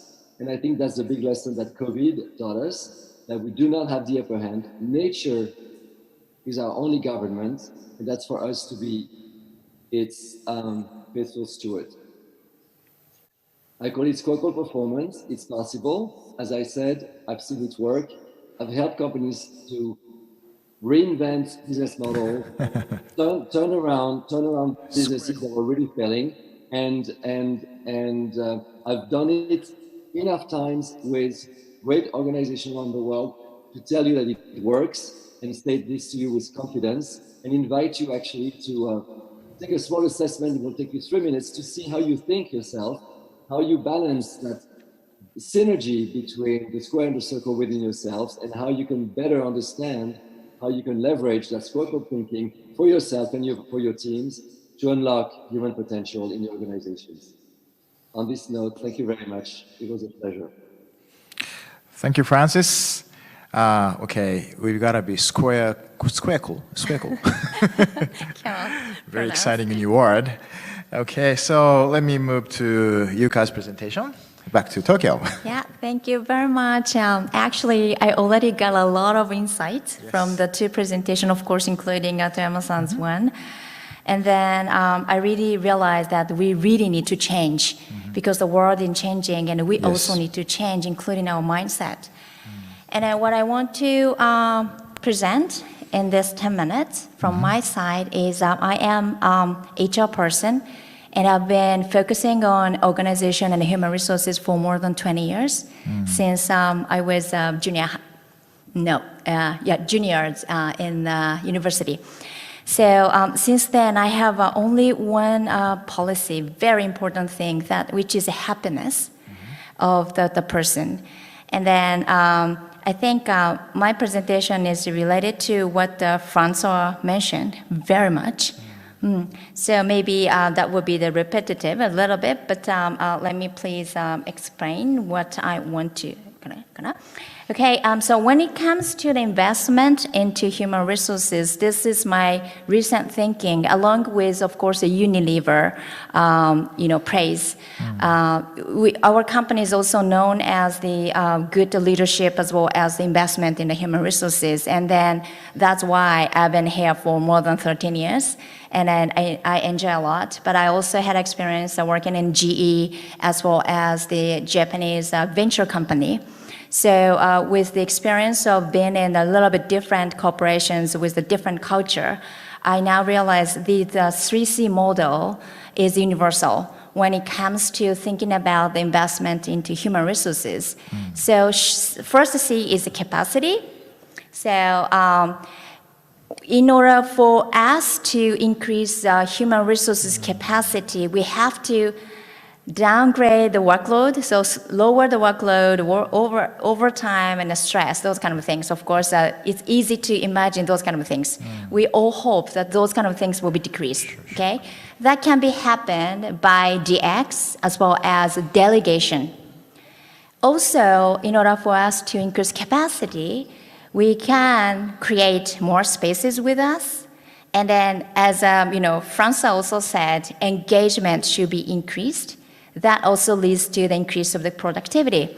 That can be happen maybe the recent technology and then thinking that agile ways of working, as well as a flexible working. That recently in Japan we also say workation, remote work, telework. That was advanced by the impact of the COVID-19. So this is all about the capacity. So when it comes to thinking about investment, the company can do something to downside, slower the workload over time, those kind of things, and increase, space engagement productivity. Also, we have to invest into the people's ability. So skills, experience development, those should be continuously invested. But my point is not only skill side, technical skills, digital skills, but also being, which is a little bit similar to mindset. So we also need to increase our being side. So looking into inside and then strengthen our inner leadership, those kind of things is very important. And then finally, with those two capacity, capability, investment, we can create culture. So when it comes to Japanese traditional working culture, I guess there is still seniority there, lifetime employment. Of course, I know it's changing. And then a little bit focusing on weakness. These kind of things should be, I think, decreased. At the same time, we really have to invest on performance-based culture, purpose-driven culture, and also create a psychological safety. And we should really focusing on strength. When I say AI is not the artificial intelligence, I would say appreciative inquiry. So if everyone do appreciative inquiry in every moment, in any working environment, I think culture can be created that would create the environment that the people can create capacity, more capacity and capability. So that's my thinking overall. Then productivity. So what is productivity? This is the theme for this entire conference. And to be honest, I do not like the word of productivity, to be honest, in the sense of Japanese context, seisansei. Everyone say seisansei ageru, which means increase productivity. And then I think it's not right. I will explain why. So we usually focusing on the output, like a new product, quality, quantity, time, money, those kind of things. We tend to scale productivity with those kind of things. But when it comes to thinking about these things, so this is yin yang, yin yo. So everything is kind of circle. So this is exactly what the Francois says. We always have both sides. And then when it comes to output, new product, those kind of things, seisansei, productivity, it is always point of view from company. But at the same time, as a leader, we need to think about employee point of view. And then we all know that input will create output. And what kind of input would create our productivity, which is our mindset, health, well-being, motivation, happiness, feeling, emotions, those kind of things. It's those intangible, but are surely there. But I think, based on my experience, there are very few leaders who know or who realizes these are the more important thing. So that's why I do intentionally say I don't like the word of productivity. That's why. So input create output, and output goes back to input. But at the corporations, evaluation tend to be done only by the output. So leaders who are listening to all this conference presentation, I really like to say we also need to really take care of every single employee's internal, inside, intangible aspects. That's what I really want to say. So I've been having these kind of ideas since I start working. So therefore, my main theme is always how we can work happily. So work happy is my big thing. And recently, I concluded these three things are more important. Whether the company, the corporation can provide an environment where the people can do flexible working, is there D&I environment, and also the leaders, managers can surely create psychological safety environment. So these three are really the key. And then just my last chart, I guess, as far as I remember, I would like to give you some data.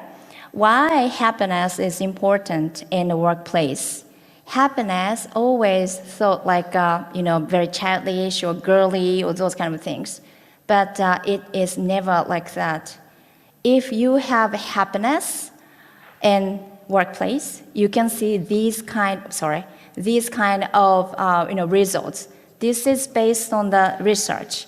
So if people are happier, innovation will be 300% up. If someone is happier, he or she is 45% more adaptable to change. This is quite important in this very, very, very VUCA world, right? And then 37% increase of the sales, results, and also productivity. It says 21%, but the recent research also said 30% or even 31%, okay? So you can also see the other data like this chart. So what I want to say is happiness is very important. So that's why I pointed out the things in pink here: mindset, health, well-being, motivation, happiness, feeling, those kind of things. I really would like to say we should invest in those things. So that's what I want to say. Thank you very much. Thank you so much, Yuka. It's very, very, practically very instructive to me. Actually, we already have many great questions, but let me say a little bit about the basic challenge or potential conflict or possibly synergy between people's happiness and technology innovation. A little bit related to the first presentation from Vesselina.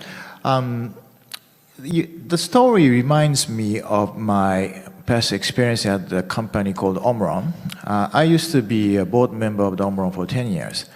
And the last Tokyo Olympic Games, that was 57 years ago, there was a very famous story about the Omron and Paralympic. Actually, that was the first Paralympic happening in Japan 57 years ago, and that was led by Dr. Nakamura. He is a very famous guy for the those kind of handicap movement. And he led the Paralympics, and actually Omron was the first big sponsor to him. And Omron is a company who specializes in the automation technology. And the founder of Omron, Mr. Tadeishi, he believed the automation technology will help the handicapped people to equally work with other people. And that contributes to the happiness of the people. And on the other hand, already from those days, some people say the automation will destroy the employment. It's bad for the many people. It get rid of the jobs. But Mr. Tateishi strongly believed this is good for the people, obviously. And 50 years from now, it seems to me that Tateishi-san was right, very right. Omron created many new jobs, and the automation technology created new type of jobs. I'm not sure that's why, because of the education, or I'm not sure, but anyway, the innovation created the new, horizon of the human being's capability. It related to the, the presentation from Francis. So the question is, my question is that technology or digital innovation or whatever, disruptive innovation, can be, can contribute to the well-being of the human people in the future. And if we try to do that, what is the key role of the company or possibly of the government or other institutions like universities or institutions like World Economic Forums or whatever. So do you have any ideas or opinions or views over that? So please start from the Vesselina. Indeed, there are many opportunities for technologies to help us create a better future work. And one good example is if you think of why are non-humanoid robots increasing in relevance? It's because they're being used in underwater drilling. They're being used in mines. They're being used in very dangerous and hazardous environments instead of putting human lives at risk. If you think of your daily, most routine, most boring tasks, and think about how that might actually be done more smoothly by a process that this has no emotion attached to it, that doesn't feel that this is a tedious and unworthy task to them, that's something that the technology can bring about. And that's really the benefit to day-to-day work. But it does require some adaptation. Not everybody is skilled with digital tools. Not all of us understand these different processes. So the big role really for companies and governments is to work out how to infuse that training environment that will support workers who do need to upgrade their skills. And many businesses do actually think that that's something that they can do organically within their enterprise. 2 in 3 tell us that they get a return on investment on training they conduct themselves within a year, and that they're doing this from within their enterprise. So they actually have a learning officer, they have a curricula, they have a process for doing so.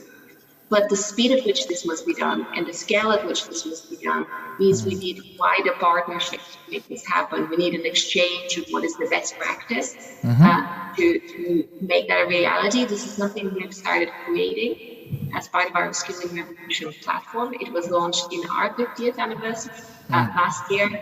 And we've been very lucky to have many leading businesses and governments join in to kind of huddle in and understand what are the best approaches to scaling reskilling programs. But in parallel, there are a range of workers for whom government is really going to have to take much larger responsibility, in particular those who require very holistic, extensive reskilling and who might have dropped out of the labor market in the current context. Do you have any views or the opinions about the political approach, like a basic income or that kind of things?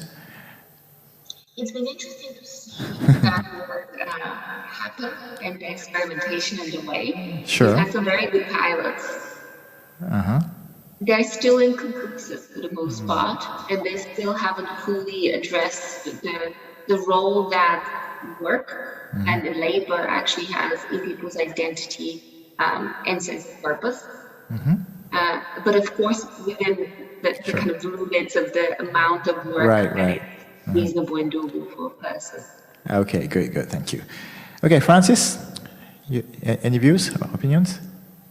So I was listening to you, and I have to apologize. I have a little bit of a sore throat since yesterday. But you know, I was reading the skills that were needed, and one of them was complex problem solving. I think there's another one that's also important in labor duties, that is complex decision making. Because as much as machines are coming to the rescue of humans, at the end we are the one inventing them and using them. So we are the ultimate decision makers. And I think that complex decision making is probably the different here. And we're not used to it. I was never told how to make a system, and I went to school for 2 years. Sure. Including one of the best businesses in Europe. I was never told how to I see how this is like organizations. It's gone to a little framework. I apologize. Yuka, Shimada was saying we look at outputs and we don't focus on the process. And understanding that process that led us to the result, whether it's a failure or a success, is a learning in itself. So I would say complex thinking is a very important factor. The second thing that I've heard from communities at global organizations is the new mindset is business skill set, which I think is interesting. The president of EY in the United States was saying that she wished she had known when she was in her early 20s entering the marketplace, the job market. But the one thing that she would need forever was adaptability. More than knowledge, more than any other skill. And that's the message that she will have for the new generation. Thank you. Yeah, actually, your presentation gave me some inspiration that, I mean, really linear thoughts, your word, it tend to be a more kind of trade-off. I mean, innovation, automation might destroy the jobs, but the circle, or spiral thoughts, it might be more creative solution we might get, because new technology and innovation may create new type of jobs and type of happiness and new types of well-beings, right? I fully agree. It's incredible when you approach the human workforce from this circle perspective. Okay, what gets manifested?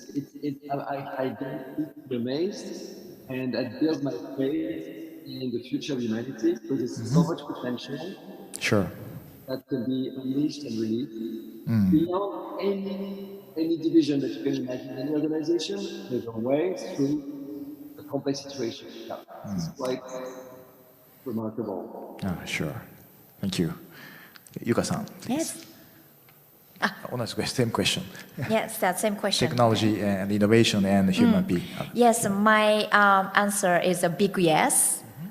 Yes, technology, DX, AI, those kind of things will contribute to our well-being.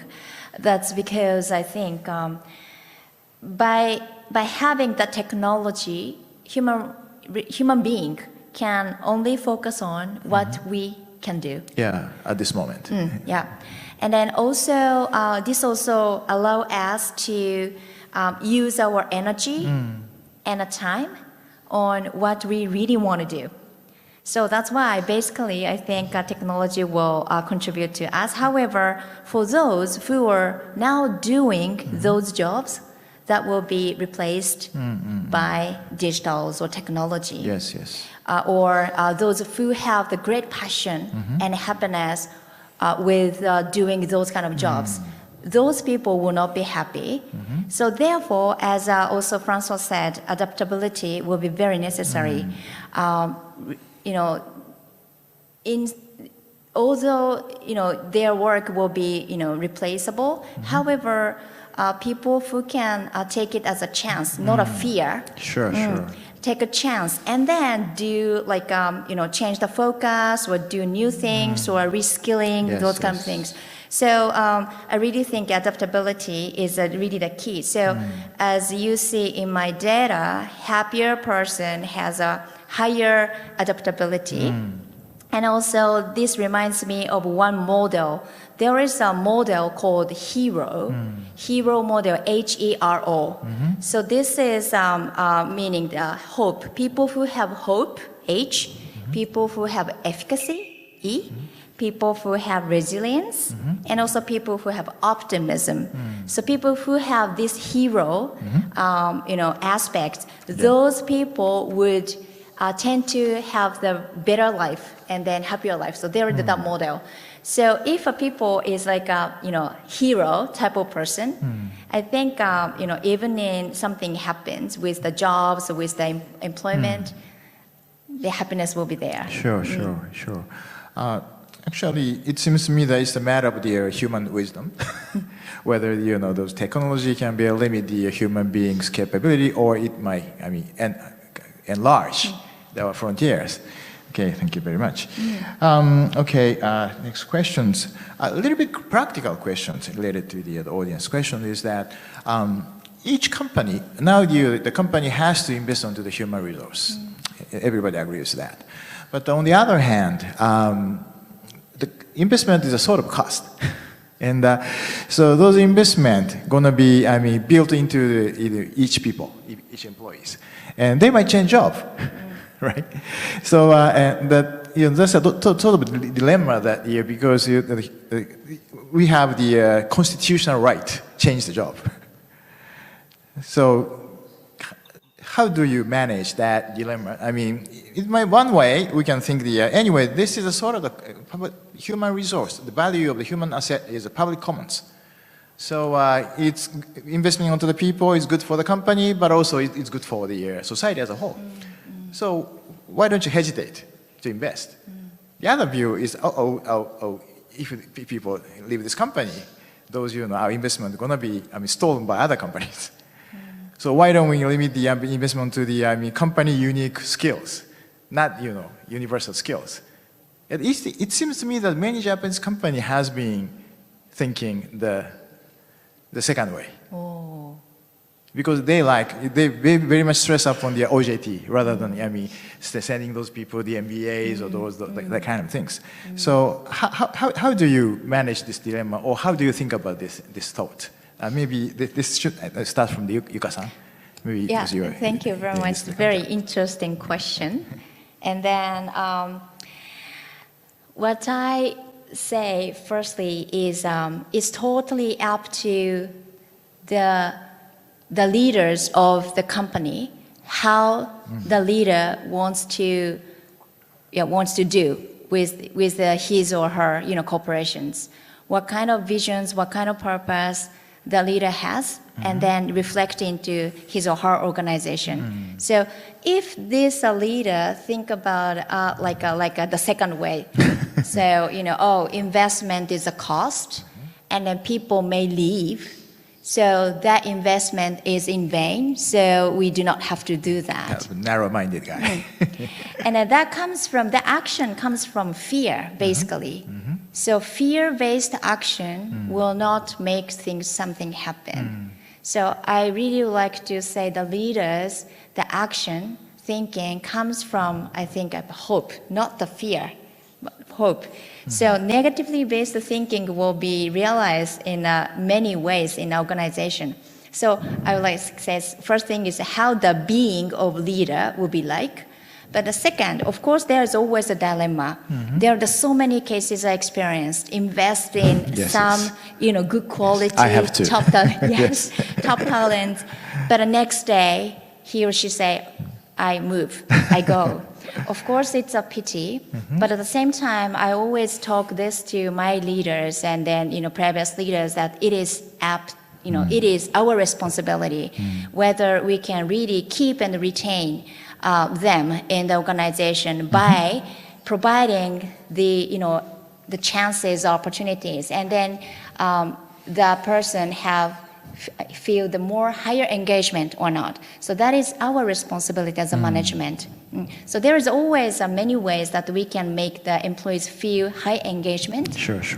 So what management should do is always do many things and then try to make people feel, I'm cared. There is an opportunity. There is a chance to grow. And then if we really can do that, I think, even though there's some investment is gone, I think as Toyama-san said, in the end, that will be the contribution to the society, and that would come back to the company. In some way. That's my thinking. It's quite sure those really good, talented people don't want to work for that kind of narrow-minded company. Anyway, so in US, you have much higher, employment, or workers' liquidity. So how do you think this dilemma, Francis? No, it's true. Thank you. It was clear to me that I was hearing a cultural difference, in the question compared to the US market. But I would echo what Yuka-san just said. Mm-hmm. There is fear-based behaviors, and there is what's purpose-driven behavior. Mm-hmm.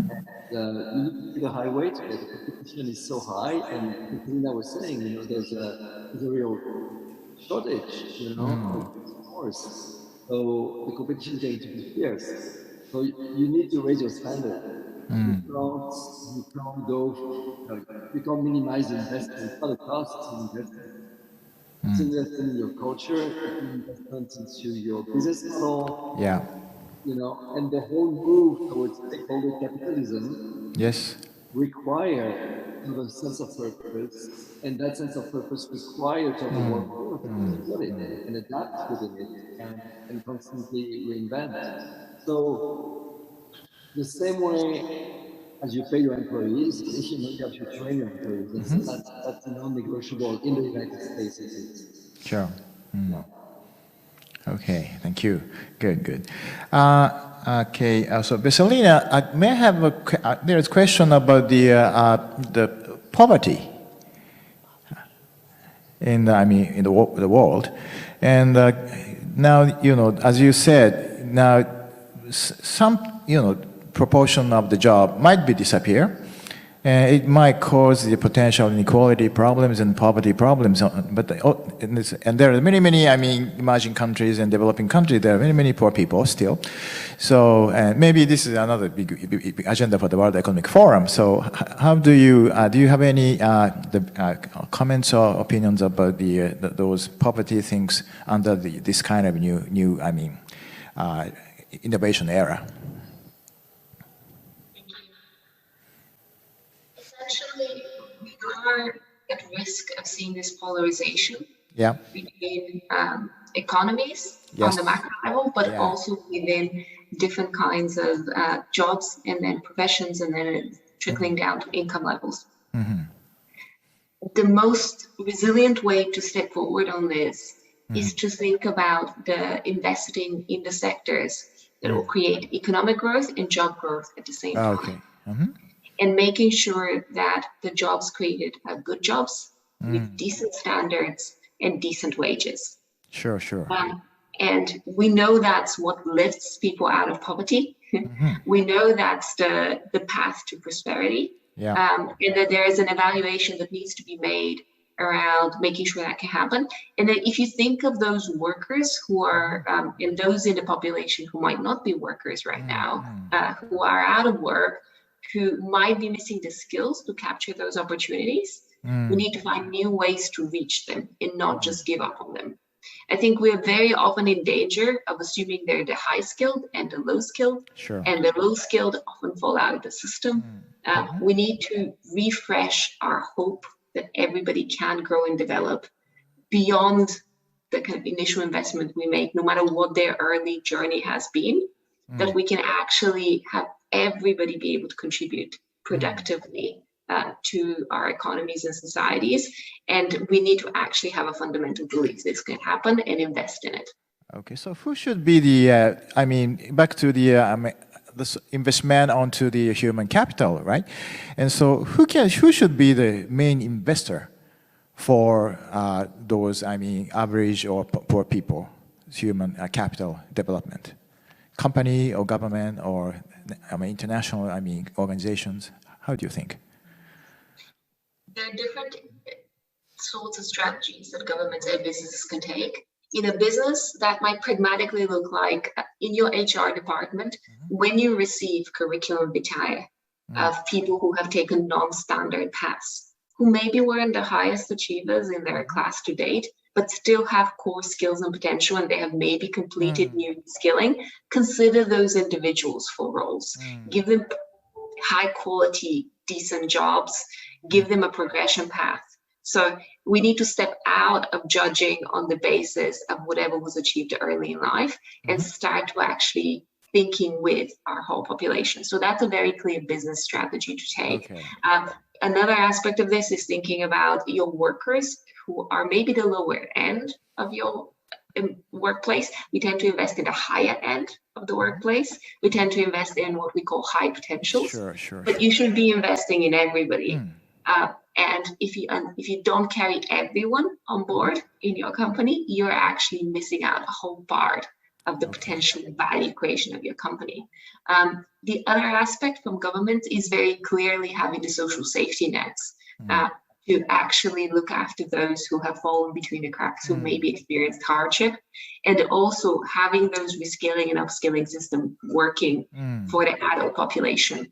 And so few companies have done this well, so few countries have done this well, but we can get there. There needs to be a massive investment in lifelong learning that is also sponsored by having that system of investment in skills, in training, in meeting the rising demand in the labor market. And that's going to clearly have dividends for companies as well, because that talent shortage is not going away very easily otherwise.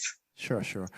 Do you think the current ESG movement, where the investor side will put the pressure onto the companies to invest onto those more social matters, including the human capital investment onto those other developing countries? How do you think about this movement?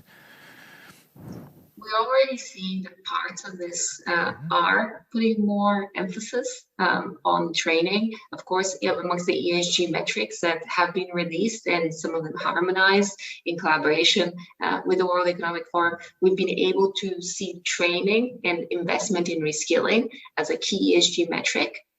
But there's also increased movement to make sure the social aspect of those metrics is very clear. And that is certainly going to have to do with inclusion. It's certainly going to have to do with bringing on board more people in transformations and transitions. And we are seeing that investors are very interested in investing in companies that have that vision of what's good for society, what's good for the environment, and what sound governance looks like. Okay, thank you. Okay, the last question to Francis. As I discussed at the beginning, many people are working at the SMEs, small companies. Right. And similar to the last question, how can we bring the fruit or outcome or benefit of the innovation and new technology and such as AI, whatever, to the SMEs, and especially people who are working at the SMEs? Do you have any ideas or views? Anybody? The first from the Francis. Sure, thank you. So research shows clearly that innovation is really more a question of implementation than a question of ideation. Especially in an open source world where there's so much information available. The real challenge is to get the innovative solution through the pipeline. And because that requires behavioral change. Sure. So that's, first of all, understanding this is already putting you ahead of ahead of the innovation game or the innovation challenge.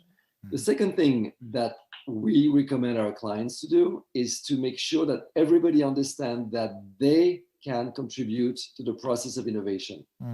Because as soon as you disenfranchise a group, that group will have much more inertia when it comes to implementing the solution. So you want to make sure, and that's a true fact, everybody can contribute to the process of innovation, depending on which angle you take of innovation, but everybody can contribute. So you mean the company size doesn't matter?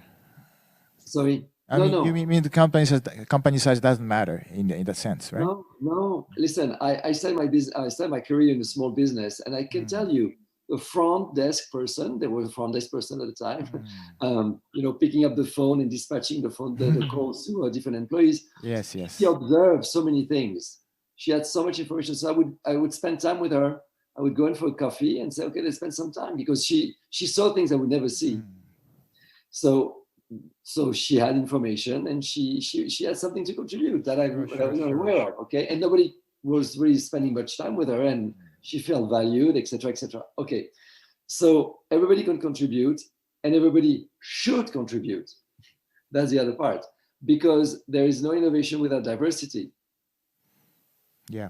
And in corporations, the people who are gravitating towards innovation are the creative types, are the envisioners, but that's not enough.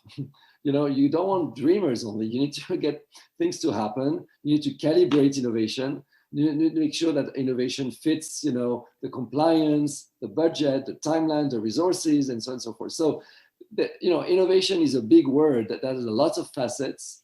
And I think the big message is going to be really about implementing it. You need to bring everybody on board and get everybody to understand that not only they can, but they should contribute to the process of innovation, because we need their different perspectives. Yeah. Yes. Thank you. Any comments from the Yuka-san or Vesselina? Just a simple Yes, okay, one sure. about the innovation with the small mid-sized corporations. I truly think ideation is really the key.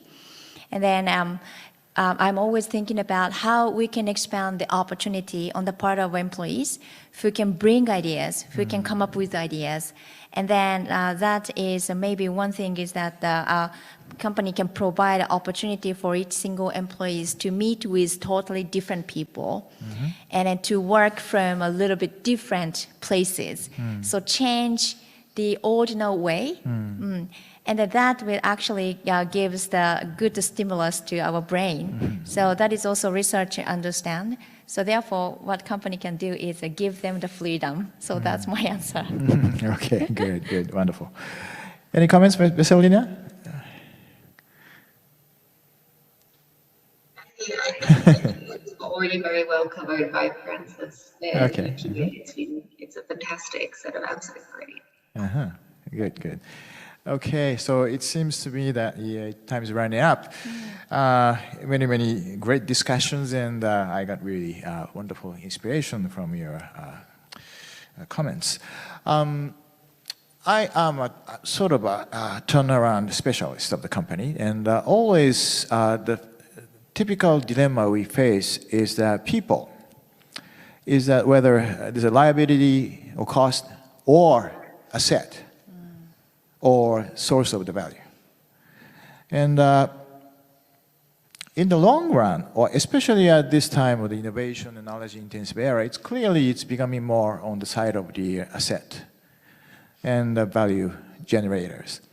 But the question is that we need more investment, and the investment should be more inclusive and more diverse.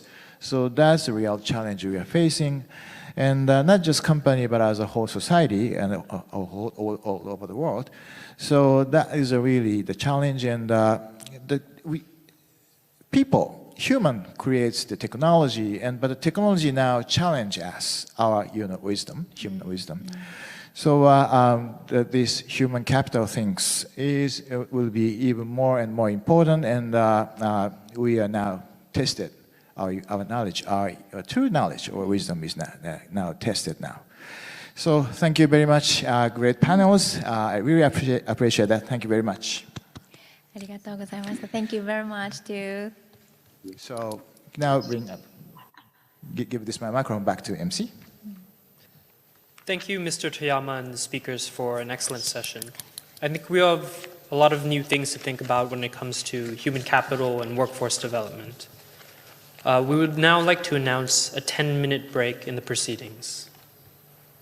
So in approximately 10 minutes, we will continue on to the next session. Thank you.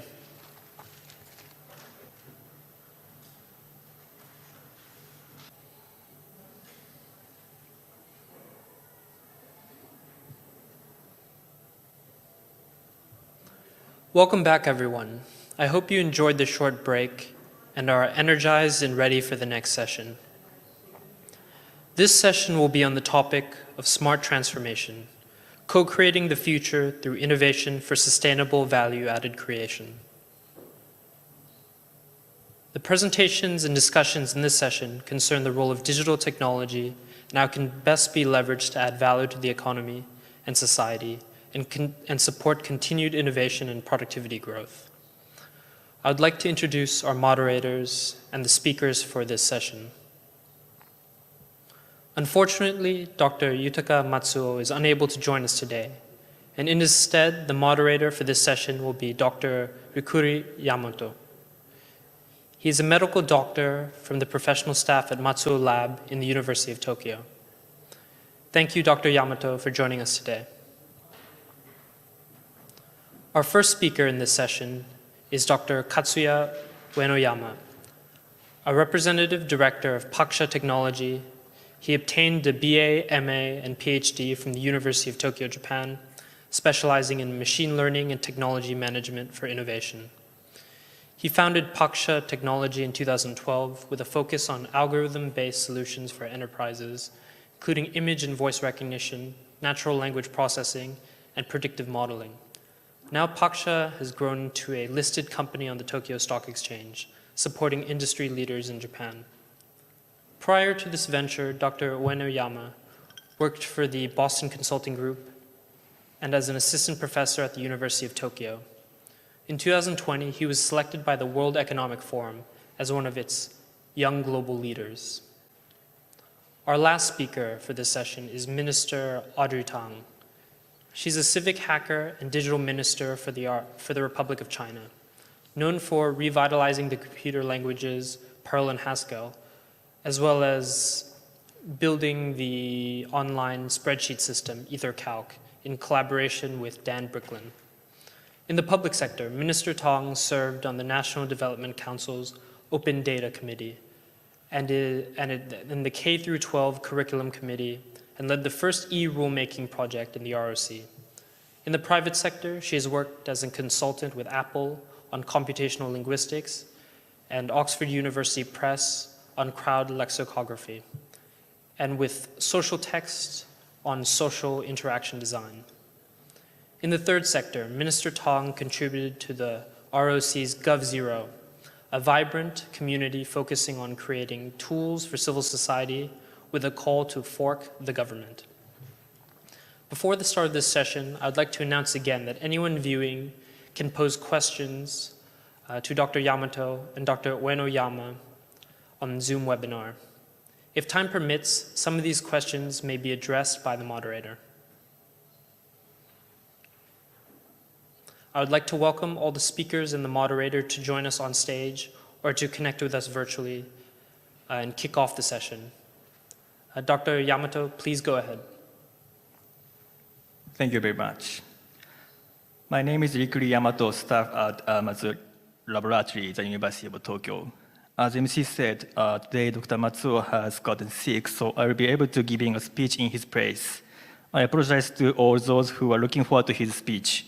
However, what I'm about to speak is what Dr. Matsuo was originally going to speak, so I hope you will take it as his words.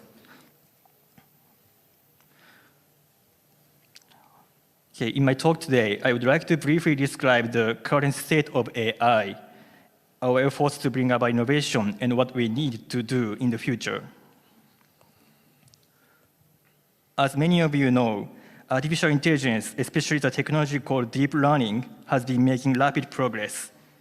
2020 saw a huge performance leap in image recognition, and many of you may remember AlphaGo beating ECEDO in 2016. After that, deep learning has been making great progress in natural language processing technology since about 2018, and has already reached a point where it surpassed human performance in the group benchmark. The rapid development of natural language processing was triggered by the famous "Attention is all you need" paper, which proposed a mechanism called transformers. The diagram below shows a transformer. It may seem very complicated, but it's very familiar to us in our field. The transformer is a different method from the traditional CNN and RNN methods, and it is used in almost all natural language processing nowadays. In July 2020, GPT-3, a huge model using transformers, was released by OpenAI with a limited API, which caused a lot of buzz. For example, this article was very popular, but it was not written by a human. It was revealed at the end that it was written by GPT-3. GPT-3 used a huge amount of data and a huge model for pre-training, making it possible to run for a variety of tasks with very little data. One impressive demonstration is the automatic generation of programs. Normally, in translation, for example, when translating from English to Japanese, the English sentence is the input, and the Japanese sentence is the output. In this demo, however, the translation can be done with the English sentence as the input and the program language as the output. In other words, it is an automatic program generation.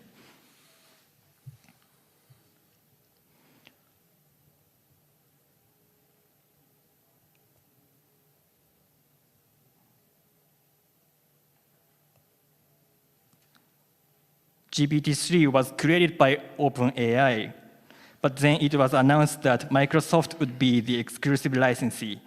And just recently at the Microsoft Developer Conference, a tool was announced that uses GPT-3 to translate natural language sentences into PowerFX language code. Perhaps these large-scale language models will change the way we live and work. This is because much of our work is verbal work, and verbal communication is also an important part of our lives. How will our work and life change when the technology of natural language processing makes a great technological leap forward? I would like to think about this with you. And there is one more important technological development that I would like to share with you. This relates to the representation of various scenes and objects. Traditionally, an image of a scene is represented by pixels. So when you zoomed in, the dots looked rough. For your information, in 2D, it is called pixels, but in 3D, it is called voxels. And LiDAR, which is used in self-driving vehicles, uses reflected light from a laser to represent objects. This is called a point cloud because it is represented by points. Conventional representations of objects have been limited to such methods. However, a method called NARF was proposed last year and has attracted a lot of attention, and many follow-up papers have been published. NARF represents a scene as a function.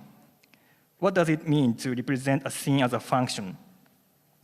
Given a special position, x, y, z, if it is inside the object, it is 1. And if it is outside the object, it is 0.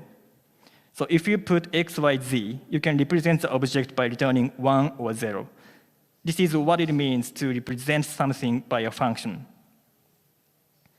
Since neural networks are capable of representing very complex nonlinear functions, it is possible to learn to represent things as functions using many images. To be more precise, in NERF, if you look at a certain direction from the x, y, and z positions, what R, G, and B colors will be returned. This is expressed as a function. This technology may be difficult to understand just by hearing about it, but since it will fundamentally change the way images are represented, it may actually have an impact on a great many industries. In fact, it could have an impact on many industries, including the content industry and the manufacturing industry related to images.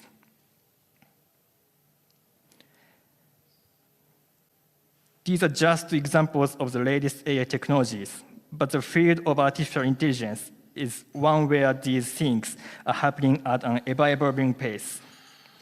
We don't hear the word AI as much as we used to, and we hear the word DX more and more in Japan, but the evolution of AI technology is unstoppable.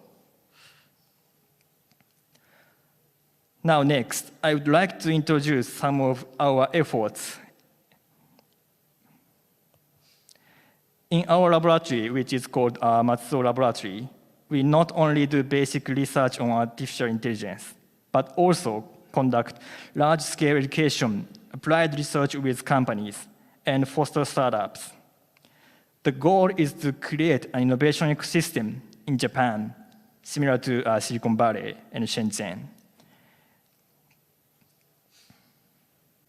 Dr. Matzo spent 2 years as a visiting researcher at Stanford And he was truly impressed by the system where industry and academia work together to create innovation. In Japan, there are many large companies with long histories, but not enough new startups. We would like to create such a system to generate innovation in Japan.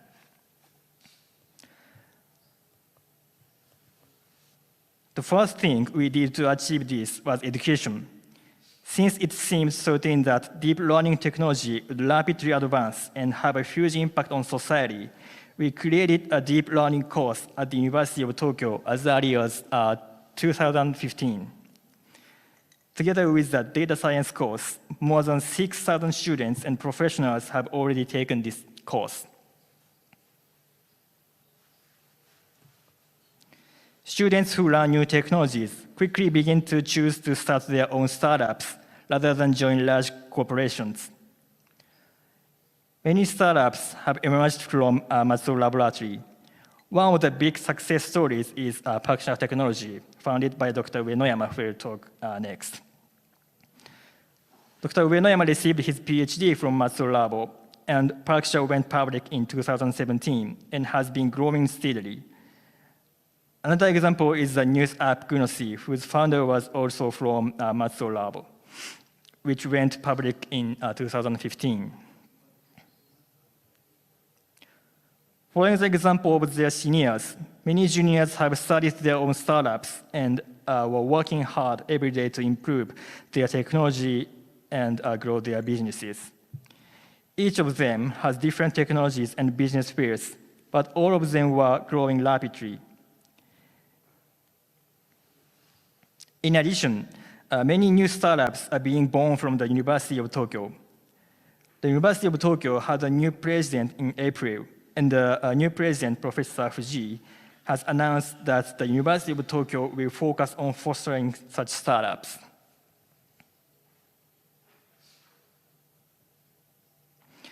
The Japan Deep Learning Association, JDLA, of which Dr. Matsuo is the president, is also working on human resource development.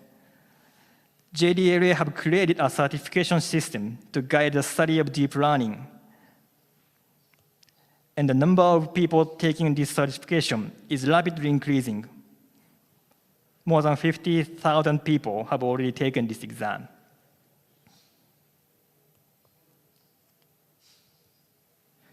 In addition, Japan has a unique system of colleges of technology called Kosen, where students spend 5 years from the age of 15, the same age as when they enter high school, learning engineer skills. Kosen students are highly skilled and have been supporting the technology of Japan's manufacturing industry. JDLA teaches them deep learning, and we set up a contest where they compete in projects that combine deep learning and manufacturing. There is Kosen in almost every prefecture in Japan, so I hope that Kosen students will be able to create innovations according to the characteristics and challenges of each region. Here are just a few examples from contests. Number one is a system that uses deep learning to read and digitize analog meters. And number two is a system that uses AI to adjust irrigation to increase sugar content by measuring water stress based on images of leaves in orange cultivation. Number three, Tendark, is a system that summarizes and prints in Braille for the visually impaired. Number four, Dion, is a device that can detect abnormalities simply by attaching it to a hammer.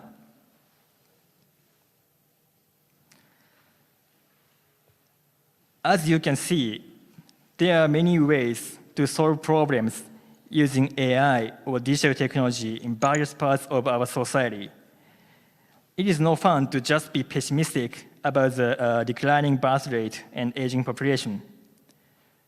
There are opportunities everywhere, and we believe that we can use AI to make our society better. So what can we do to make that happen? What the government should do is simple. It is to empower young people and new technologies. Empowerment does not mean forcing them to do a job or make them obedient in exchange for some resource. It means not getting in their way.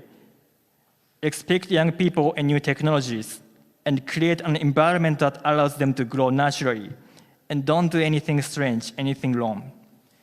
Young people are always excellent and they will create a new era. All you have to do is to create an environment, have expectations, trust, and wait patiently. Industry needs to take advantage of AI and DX in a hurry. The bottleneck in this process can be the technical literacy of the managers themselves. In particular, managers of large companies with a long history, such as those in Japan, need to learn more about technology. We think it is important to experience programming and to touch data processing and AI algorithms. It does not mean that they have to be a programmer. Of course, they are very busy. However, we think it would be great if the managers themselves would take the time to experience it for themselves. What should academia do? Universities and research institutions need to be aware of their role in society and the value chain. It is important to properly provide the education that is necessary in this age. It is also necessary to take a more societal perspective on the possibilities of using technologies and to communicate this to society. At the same time, we need to be aware of the fact that basic research is the fundamental source of value in the first place, and we should never stop doing basic research based on intellectual curiosity. These are our thoughts, and I look forward to discussing what we can do and what kind of society we want to create. Thank you very much for your attention.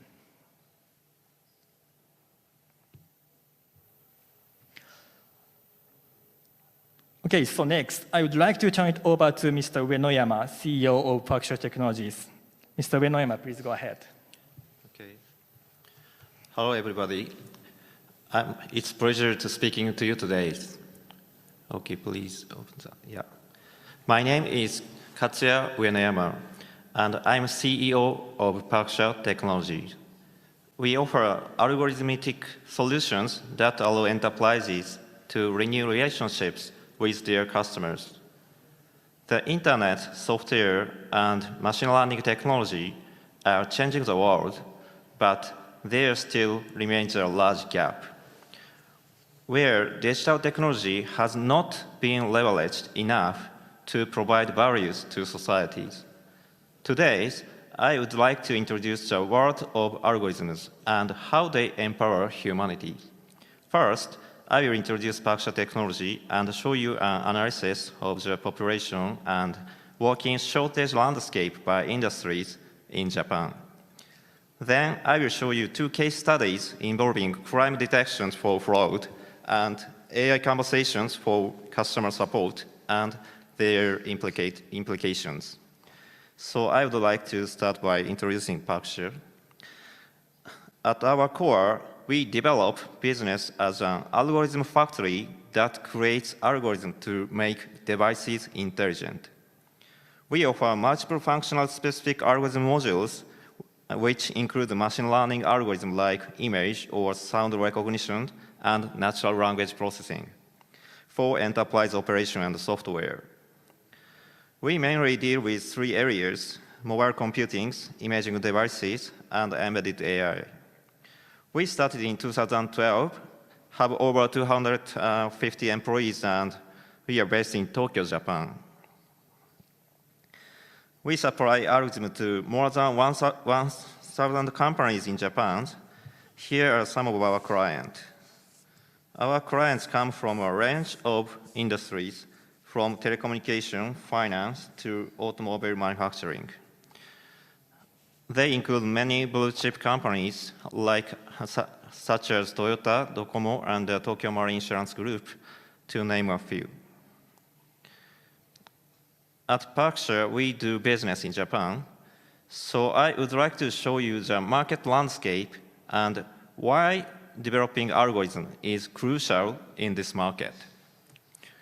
First, as you can see, here is a chart showing a population pyramid of Japan on the left and the world on the right. It should be very clear that Japan is an aging society. The average age will reach 50 in a couple of years. On the other hand, globally, more than 50% of population will under 30, and they are the so-called digital natives. This means that Japan is the only developed country where the average digital literacy rate is not increasing. This situation is further deepened in Japan as big data, the internet, and digitalization take hold and penetrate in the roots of all economies. In fact, many other developed countries may face a similar situation to Japan's in the near future. Secondly, we face the labor shortage in various industries. Our analysis revealed some interesting findings. First, there is a supply-demand gap.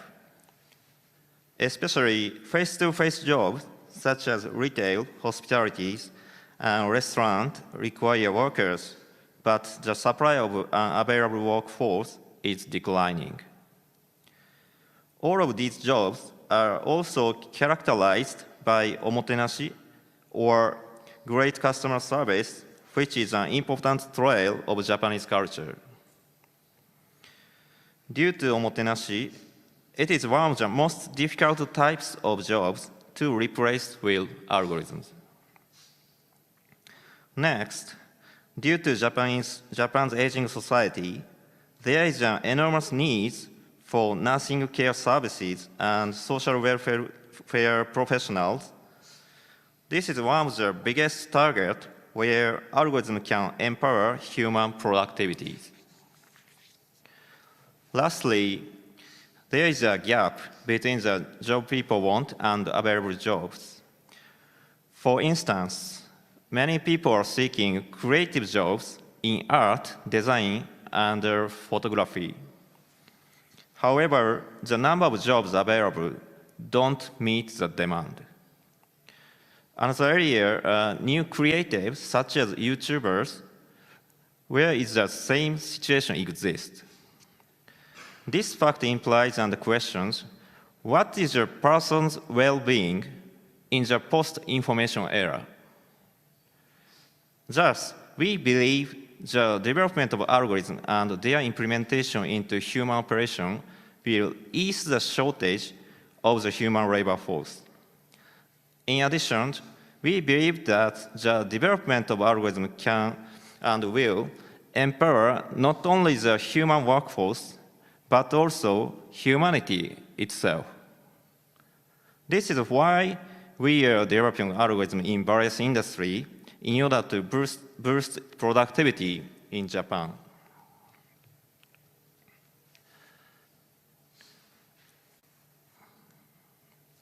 When we look at algorithms and humans at Berkshire, we always ask questions. How do algorithms impact our lives and productivities? What should be the proper relationship between humans and algorithms in the future? Our motivation is how to embed algorithms in the proper shape to foster a positive relationship between humans and algorithms. Many people may ask, are algorithms a threat to humans?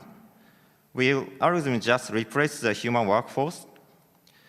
I don't believe so. We don't need to look at it from such a dystopian view. From now, I would like to show you 2 case studies through our business. I hope these cases can show you that a more positive future and relationship between humans and algorithms exist and are possible. Let's start by looking at our first case for crime detection. A major issue that almost all people have dealt with or heard of is the fraudulent use of credit cards and insurance claim processes. Traditionally, humans tried to detect fraud through a rule-based approach, which didn't work. Essentially, we use subjective judgment in determining if a transaction was lawful or not. It was natural that this approach failed, since hackers used the power of technology, while humans didn't. A solution to fighting this type of crime was our use of an algorithmic approach to detect and stop fraud. With the use of our algorithms, even if a hacker changed their method of attack, we could easily change parameters and detect fraudulent transactions. As of today, our algorithm is running successfully with total transaction processes of over 15 trillion yen.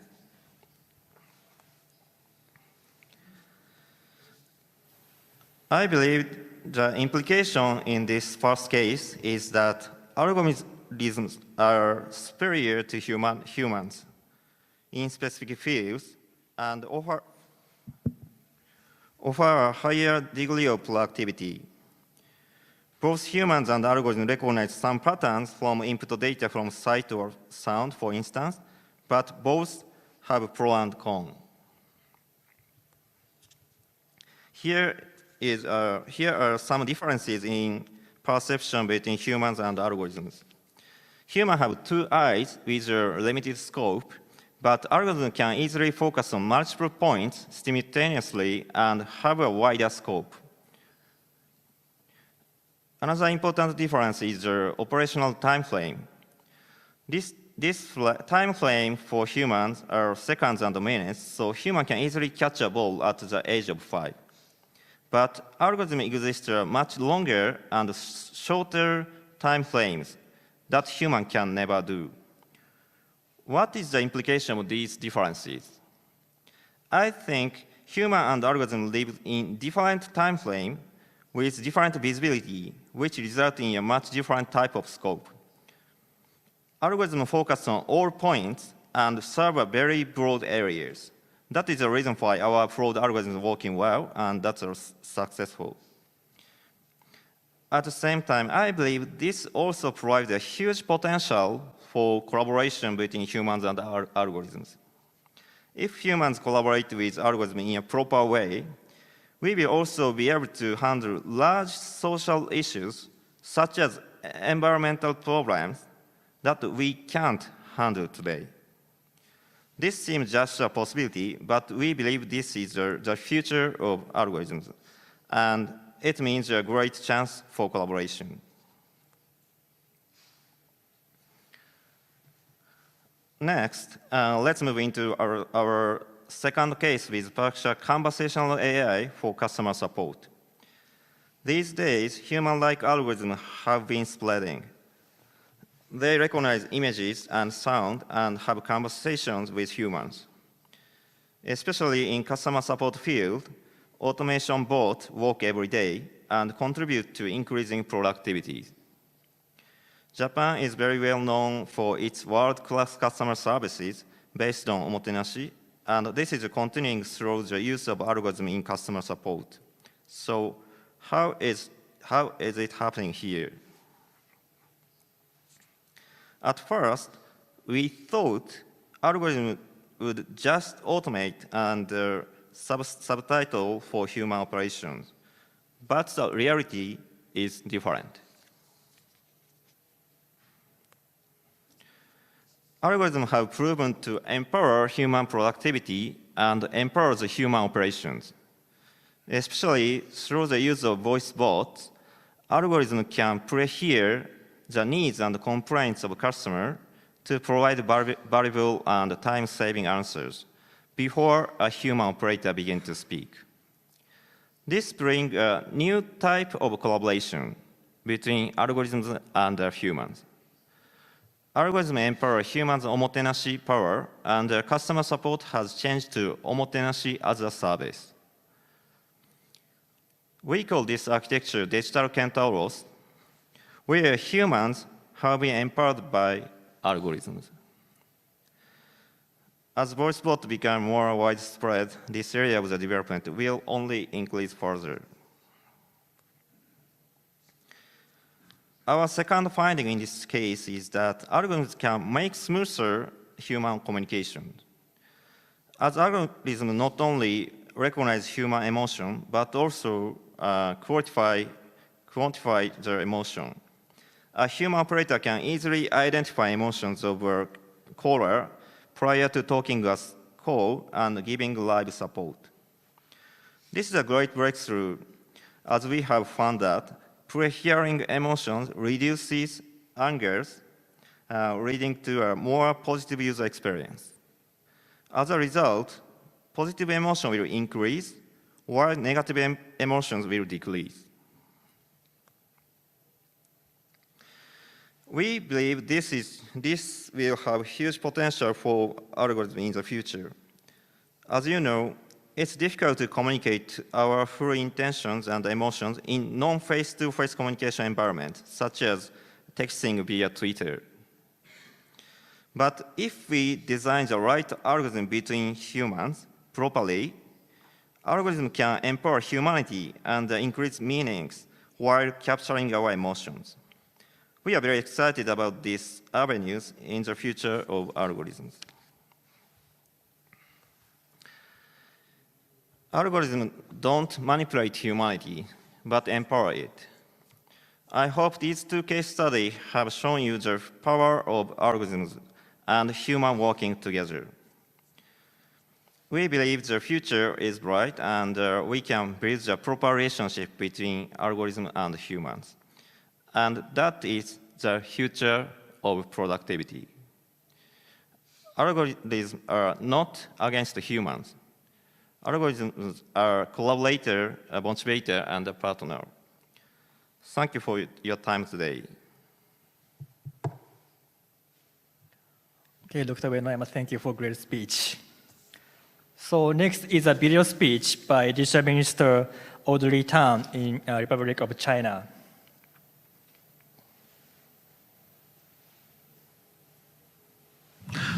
Hello, I'm Audrey Tang, Taiwan's Digital Minister in charge of social innovation. Really happy to be here virtually to share with you some thoughts around digital transformation and how public-private partnerships can help countering the pandemic. Last year, in 2020, on the first day of the year, we began the health inspections for all flight passengers coming in from Wuhan to Taiwan. And as the first values about the R value, the basic reproduction rate of the new virus began trickling in, at the end of January that year, a couple of epidemiologists, Professor Fang Qi-tai and Chen Yixuan, gave a presentation to our cabinet office. They calculated a numeric model that showed definitely if 3/4 of people wear the mask and wash their hands across all the different districts and all the different townships, then we will not need to go into a lockdown. However, if less than that number of people have access to masks, then it's inevitable that we will face community spread. Because of this very clear 75% shared value, shared goal, we began an innovation process that began with the government technologists. In Taiwan, we have universal broadband and universal health care. So the pharmacists, most of them, more than 90%, have a very quick fiber optic connection back to the National Healthcare Insurance Agency.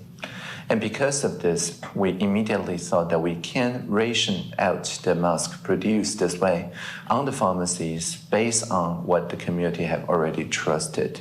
The reason why we did not go with, say, mobile payments or other electronic payments to ration the mask is because we know in the more rural or remote places, not everyone have the habit of using such mobile payments. And because of that, we would probably face pockets that less than 3/4 of people have access to masks, and therefore we chose the way that has universal inclusion. So inclusion is the most important value in the beginning of digital transformation.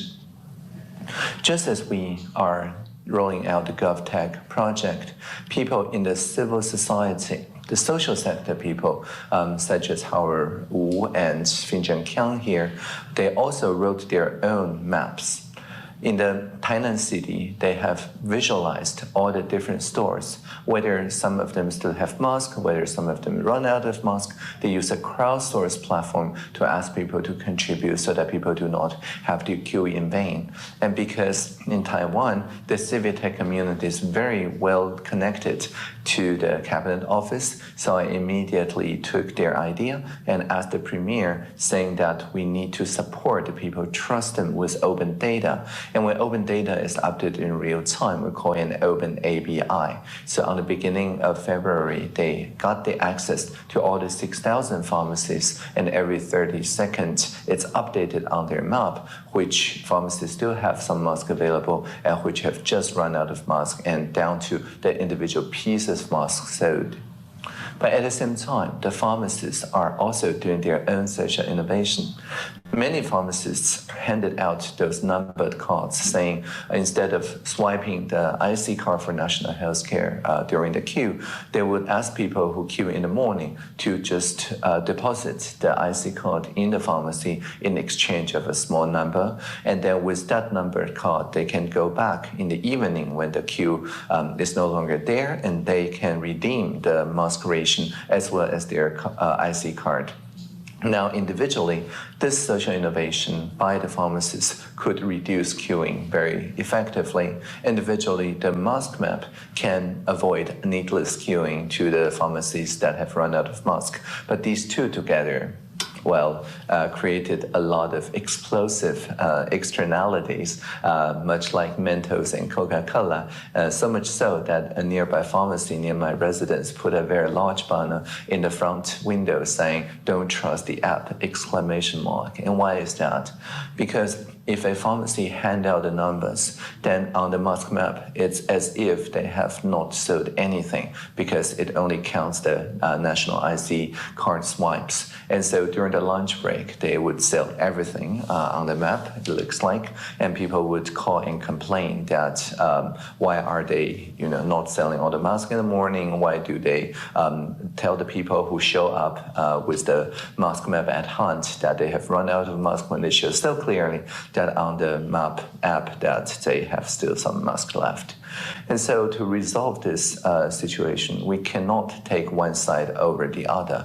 We cannot tell the pharmacists to stop handing those numbered cards. We can't tell the mask map makers to stop updating every 30 seconds. Instead, we ask the pharmacists what to do. And after a couple weeks of co-creation, we eventually settled on a button. If they click the button, they can disappear from the map for the day. And so it's like a cloaking device. And so the moral of this co-development is that mutual trust relies on taking all the sides. Instead of choosing one side over the other, we need to engage in multi-stakeholder conversations.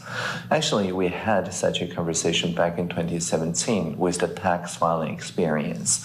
Zhuo Zhiyuan, a service designer, petitioned at the time saying the tax filing experience is explosively hostile to the citizens. And it was indeed the case. But instead of defending our policy, we simply said, okay, it's everyone's business with everyone's help. Anyone who complains about tax filing get to co-create the 2018, the next year's tax filing system go together. And that's exactly what we did.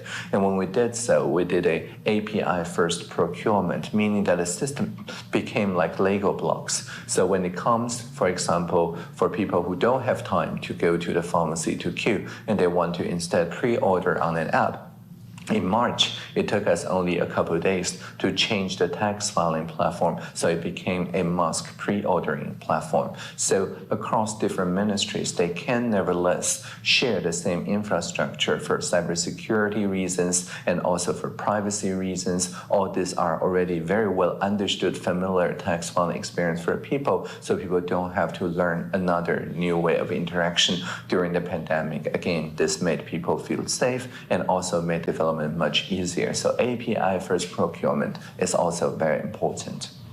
Also, the civil society sometimes speaks through interpellations of members of the parliament. This is MP Gao Hong'an.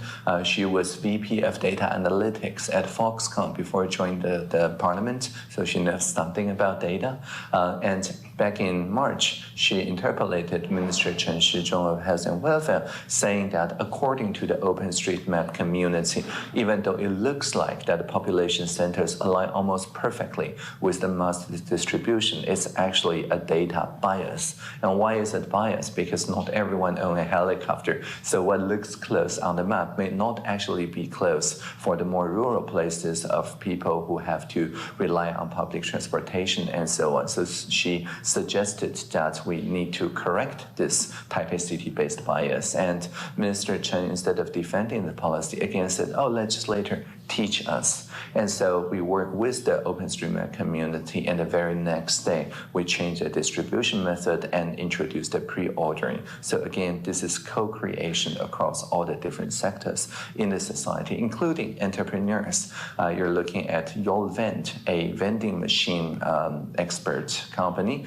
and what they did is that they converted pharmacies, which indeed relied on this manual processing of IC cards, to be self-service vending machines. And after they roll it out in the Taipei city, the National Health Insurance Agency figured out how to work with such virtual pharmacies, how to extend their API so that they can handle this kind of authentication. And once they published that API, we made sure that all the 4 convenience stores, again, in the economic sector, more than 12,000 different stores, all adopted their kiosks so that they can talk through the same API that the vending machine, the Yolvent's team talked upon. And suddenly in April, we began pre-ordering at all the different convenience stores, and that's more than tripled our distribution mechanisms. And that's the point when we got the 75% of people having access to masks and wearing them. When designing for the convenience store experience, initially we thought we could authenticate using the automated teller machines, the ATM available in pretty much all the convenience stores in Taiwan. However, when we did a focus group, I talked to, for example, this is Grandma Yang, a young friend of my own grandmother. My grandma is 88 years old and Grandma Yang is 70 year old, and this KOL, key opinion leader of the local community, really doesn't like going into a pharmacy to queue for a long time, and she used to complain a lot about a queuing experience. And so it looks like a perfect chance to introduce her to the ATM-based authentication and prepayment system.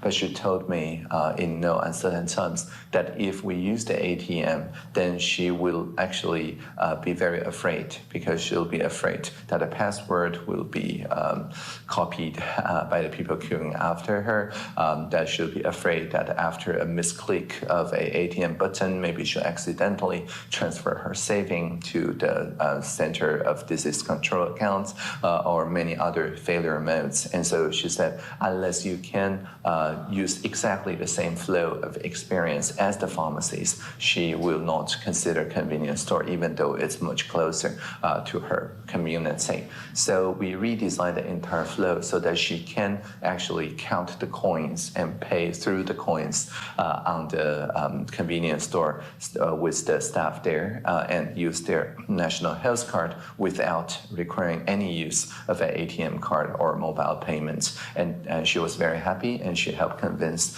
younger friends like 66 years old, 55 years old, and that is how we get the fully inclusive design process. So again, include the senior people, include particularly people who don't think about the digital experience the same way as you do, as early as possible as focus groups. That will make sure that digital transformation feels safe to everyone involved instead of just a few people in the society. So finally, I would like to say that all this experience, we've documented it. You can check it out at taiwancanhelp.us, and Minister Chen Shizhong, as pictured here, around the time last April when we hit 75% of mask availability, response to someone on Twitter asking if it's possible to dedicate some masks that we did not collect because many people already buy masks from other commercial vendors. So dedicate the mask rationing quota to international humanitarian aid. And we implemented that too last year. And to date, there's more than 7 million pieces of mask dedicated this way. And we subsequently dedicated also the blueprint to make such a self-contained mask factory and so on. And I think this symbolizes the idea of Taiwan can help. So thank you for listening, and live long and prosper.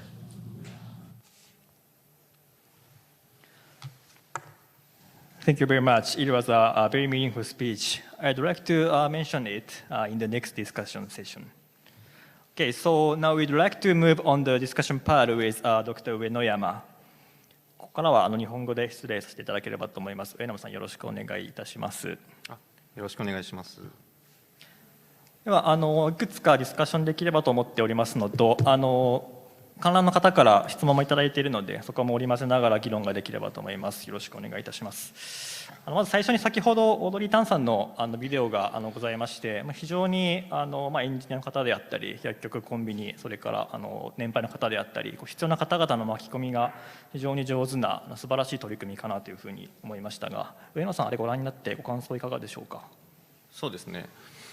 いやもう本当に素晴らしい取り組みだなというのが大きなメッセージなんですけど、なんで素晴らしいと思うかということを少しお話しさせていただきますと、やはり国の方がですね、市民を巻き込んで、社会課題を解決するといういろんな巻き込みが加速していると。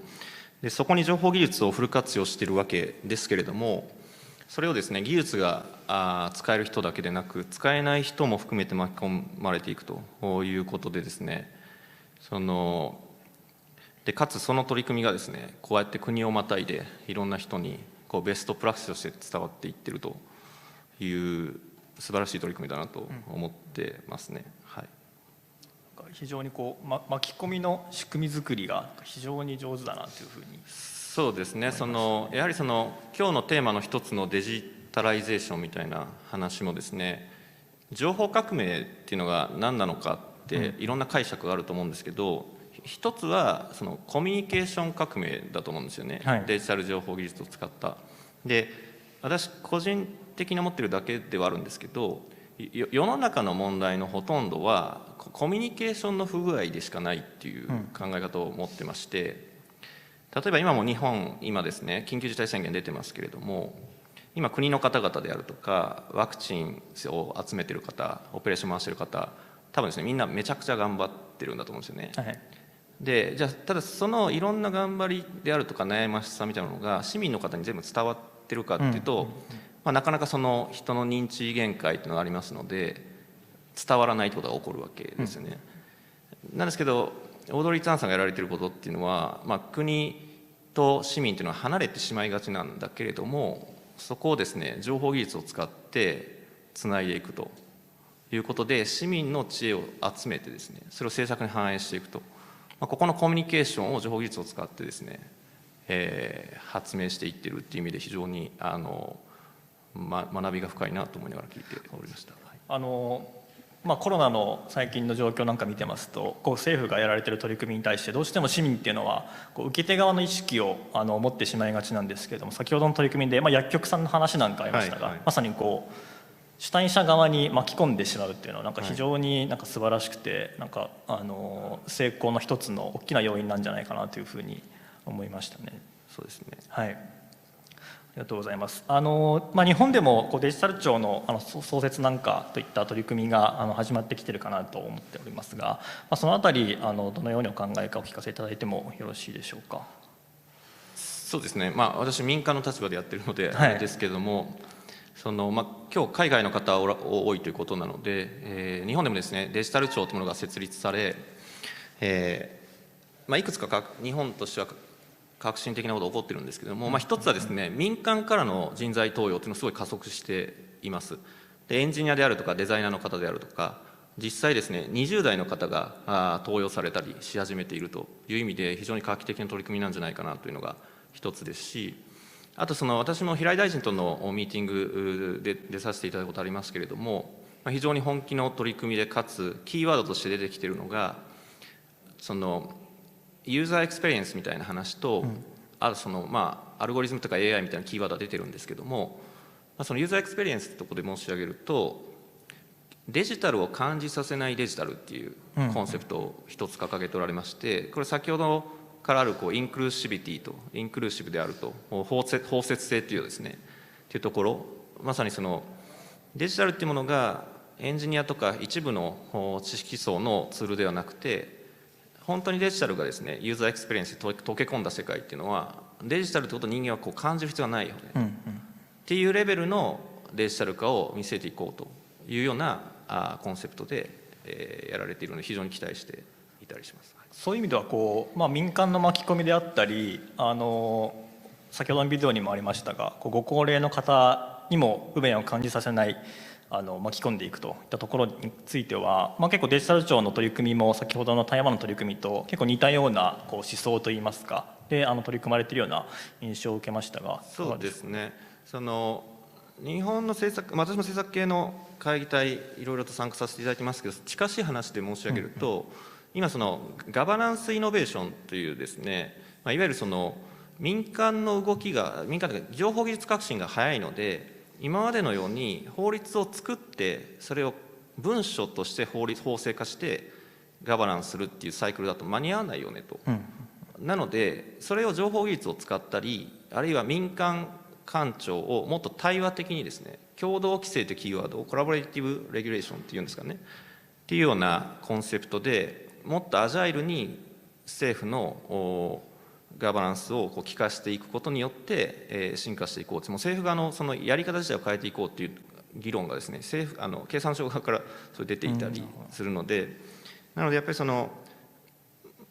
市民と国って、ちょっとこういう言葉がいいのかわからないですけれども、そこのインタラクションのスピードをどんどん速くすることによって人と人が巻き込まれて対話が通じてより分かり合うというような方向感に各国動いてるんだろうなというのは感じております。そのインタラクションの密度であったりスピードを上げる一つの技術がテクノロジーになってくるっていうところなんですよね。なるほど、承知いたしました。ちょっと次のテーマに移れればと思いますが、このイベントの大きなテーマがプロダクティビティ、生産性ということで、従来の生産性の概念っていうと、分数でいうと分子に付加価値量っていうのが来ていて、で分母が10日の労働量なのかコストなのかっていうような、こういう分数で表されてたものがあると思うんですけれども、デジタル技術によって、この概念っていうのが、変わっていくのか、それともこのままなのか、そのあたりのお考えをお聞かせいただきたいんですけれども、いかがでしょうか。そうですね、まさにそのヒントになることが我々の前のセッションでもたくさん出てたのかなと思っています。で、そうですね、いろんな話があると思うんですが、そのプロダクティビティっていうのを日本語に直すとですね、生産性っていうちょっと日本語で恐縮なんですけどっていうワードになってですね、いわゆるオペレーションの効率化であるとかコストをいかに薄く抑えるのかっていうようなニュアンスが少し強いワードだなと思っているんですけれども、プロダクティビティってもう少し広い概念なんだと思ってまして、で一つはですね、非常に起こっていて面白いなと思うことはですね、やっぱりデジタルメディアの存在が消費動向を変えているっていうことでございます。でこれ何を言ってるかというと、人っていうのは何かを消費するときにパンを食べるにしてもですね、当然パンを食べるわけですけど、それがどのような人が作っていたり、どのようなブランドが作っていたり、そういうような物語性と含めて物を買うわけですので、必ずしもファンクションだけで買うわけじゃなくて、っていうことがあると思うんですね。で、なんでこれがデジタルメディアの話と関係あるかというと、やっぱり今の若い方とか含めて1日5時間とか6時間デジタルメディアを見ていて、で、変な話、緊急事態宣言中でこうオフィス行かずにですね、ズーム見てると1日の半分以上はデジタルメディアを見てると。じゃあデジタルメディアの中にあるストーリーとか、日本でいうとちょっとこと消費、これちょっと英訳できるか難しいんですけども、そういう話をやっていくと当然その付加価値量が増えるわけなので、プロアクティビティというのは先ほどのフォーミュラでいうとそこが上がっていくっていうことがまず起こるんだと思うんですね。なるほどですね。従来はおそらく機能っていうところが付加価値のすごく大きな要素だったところが、機能以外のストーリーっていうところも付加価値に含まれてくるということなんですね。それをデジタルメディアが加速しているってことだと思うんですね。おそらく分子がそういった変化が起こってくると、一方で分母の投下した労働量であったり、コストのところについてはいかがでしょうか。そうですね。そこも私のプレゼンテーションの中でも少しお話しさせていただいたような、人の能力がソフトウェアによって拡張されていくと。あくまで人の仕事をソフトウェアが食うのではなくてですね、人の一人当たりの能力が拡張されていくってことであるとか、先ほどのパネルの私の前のパネルでもいろいろ出てましたけど、人の潜在能力を最大限活用していくというのは人材活用の話出てたと思うんですけれども、まさにそういうような人一人一人のですね、能力自体を最大化するってことをデジタル技術でいかにできるのか、経営としていかにできるのかという議論っていうのがその分子のところの一つの話かなと思いますね。なるほどですね。まさに先ほどおっしゃっていた人をエンパワーするっていうところが重要になってくるというところですね。ありがとうございます。こと日本で言いますと、製造業はまさに先ほど改善とおっしゃってましたが、従来型のフォーミュラをいかに分母割る分子っていうところを上げていくかっていうところに取り組まれてたと思うんですけれども、製造業のこの分母分子生産性の未来っていうのは今後どういうふうに変わっていくだろうというふうに思われますでしょうか。そうですね。製造業って言っても広いのでちょっと私が何か言える立場にあるかっていうのはあるんですが、情報技術の進化って観点で言うとこういうふうに捉えるのもあるかなっていうところをいくつかご紹介させていただきますと、一つはですね、あらゆるものがネットワークにつながるわけですから、そのデバイスを作って売って終わりというよりは、あらゆるデバイスがクラウド側のサーバーとつながってネットワークになると。我々これネットワークインテリジェンスって呼んでおるんですけども、でネットワークになってそのサーバーサイドにあるアルゴリズムがですね、その各デバイスの先にいる人とインタラクションしながら、そこにマシンラーニングでいうとデータが溜まっていくと。でこれが起こると何が起こるかというと、一個一個のものづくりというかデバイスがですね、売り切りじゃなくてサービス化するってことになるわけですね。で全部決済機能っていうのはこのデジタルに乗っかるってことを考えると、その商売っていうのは何かを作って売って喜んでもらうって行為ですけども、買ってもらったお客さんと買った後もつながり続けるってことが起こるわけですね。ってなるといろんなことができるはずで、このデバイスいくらなんですって話じゃなくて、これは月いくらなんですってことができるかもしれないですし、使った時だけ課金されます、今はタダなんですってことができるかもしれないし、っていうような話で考えていくと、これは別にその製造業からすると脅威ではなくどちらかチャンスであると捉えることもできますし、商売の原点である作った人と買う人の喜びのつながりが常に接続され続けるってことなので、非常にプラスに捉えていくとですね、面白いことがたくさん起こってくるんじゃないかなと思ってますね。先ほどのフォーミュラでいうと付加価値の部分の顧客への提供方法がデジタル技術によってより多様になってきたというふうな認識をしました。その中でどういった提供方法がいいのかっていうのを考え続けることが重要ってことですかね。ありがとうございます。で少しまたテーマは変わってしまうんですけれども、観覧の方からいただいている質問を少しお伺いできればと、議論できればというふうに思っております。ちょっと違うテーマなんですが、いただいた質問を読ませていただきますと、有名な金融機関でトレーダーの 99% が解雇されて AI を採用した企業もあると。こういった形で多くの産業で雇用が失われているような事例も起きているわけですけれども、これについてどう思うかというところで、最初私の考えだけ述べさせていただきますと、失われる雇用もあれば、生まれる雇用もあるというのが昔から続いてきていることかなというふうには思ってまして、マクロで見るとそういうことなのかなというふうに思っておりまして、個人単位でいうと、なのでそういった傾向をですね、いかに読んで失われるところから生まれるところに自分をシフトさせていくかというところが重要かなというふうなところが私の考えではあるんですけれども、上山さんいかがですかね。そうですね。時代によって職業って変わってきているので、今後も変わっていくっていうとそれまでになってしまうので、もう少しいくつか申し上げますと、先ほどもちょっとプレゼンテーション申し上げたことに近いんですけれども、その人が得意なこととソフトウェアが得意なことっていうのはすごい凸凹になっている部分がありまして、なのでっていうこととですね、ほとんどの仕事っていうのは代替されきるのではなくて、やっぱり人とそのソフトウェアとのハイブリッドな形で提供され続けるんだろうなと思ってるんですね。でシステムトレーディングみたいなものを一つとってもですね、当然アルゴリズムトレーディングっていうのはもう世界中を覆ってるわけですが、トップトレーダーっていうのは存在していると、一番そのソフトウェアが得意そうな職種であっても共存しているわけなので、ほとんどの職種っていうのはここのソフトウェアと人とのコラボレーションの形がグラデーションになりながらコラボレーション共生していくという形になるんだなと思ってますね。なるほどですね。でもうちょっとお話しすると、凸凹を埋めるだけでなくて、先ほどちょっとお話しさせていただいたこともあるんですけど、人が得意な仕事って、人が認知しやすい仕事ってあるじゃないですか。さっきのキャッチボールみんなできるんだけれども、同時になんていうんですかね、キャッチボールするロボットを作るのってまあまあ難しいんですね。でも人って大体できるんですよね。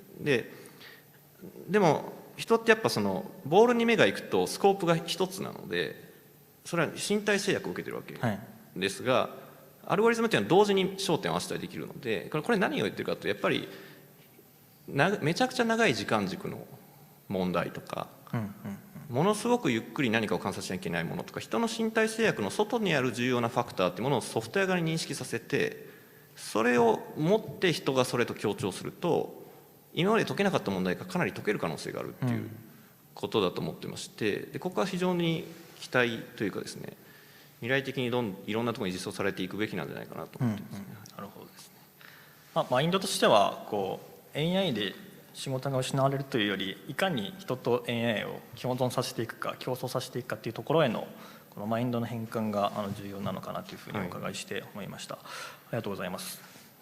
で次のテーマなんですけれども、いくつか質問もいただいているところですが、我々のプレゼンテーションの中でもいくつか DX デジタルトランスフォーメーションというキーワードがあったかなというふうに思うんですけれども、いただいたご質問でDX デジタルトランスフォーメーションは単なるデジタライゼーションとどう異なるのかと、それから結構失敗するケースも多い中で、どうやれば成功できるのかというようなご質問をいただいております。このあたりいかがでしょうか。そうですね、DX もデジタライゼーションも言葉なので、やっぱり重要なのは何のためにデジタルを使うのか、何のためにデジタルトランスフォーメーションしたいのかっていう意思の方だと思うんですね。技術じゃなくて意思の方が重要なので、今日本当にいろんな方々のプレゼンテーションを私聞いてて非常に勉強になったんですけども、やっぱりプロダクティビティっていう概念も何のためのプロダクティビティなのかっていう議論が今日非常に多かったと思ってまして、なのでヒューマンセントリックって言葉であるとか、ヒューマンのポテンシャルをエンパワーするって言葉であるとか、テクノロジーとかそういうものって全て技術であり手段であるので、そのゴールの意思側のところに何を置くのかっていうところの違いの方が、おそらくデジタライゼーションとか DX っていうような言葉の違いも重要なんだろうなとは思いますね。デジタルありきというか、デジタルのためのデジタルではなくて、何のためにデジタル化をするのか、そもそも何をしたいのかというところを意識するのが重要ということですね。ありがとうございます。それではお時間の方が来てまいりましたので、こちらでディスカッションパートは終了させていただければというふうに思います。Okay, so in session 2, we had a very meaningful discussion on the topic of smart transformation or productivity. A variety of topics were discussed, but to abstract it in terms of productivity or smart transformation, it is important to think flexibly about what kind of services are truly important for human or customer, and what kind of transformation is necessary for them, instead of dividing it into different areas such as digital for digital or manufacturing, etc. And it is important to continue thinking about what each stakeholder, such as government or industry and academia, should do in this regard. Thank you very much for your time. And I will take it over to MC. Thank you. Thank you, Dr. Yamato, Dr. Ueno-Yama, and Audrey Tang for the interesting and, of course, very relevant session and discussion. It seems like there's certainly many practical and philosophical issues to ponder when thinking about the relationship between human society and digital technology.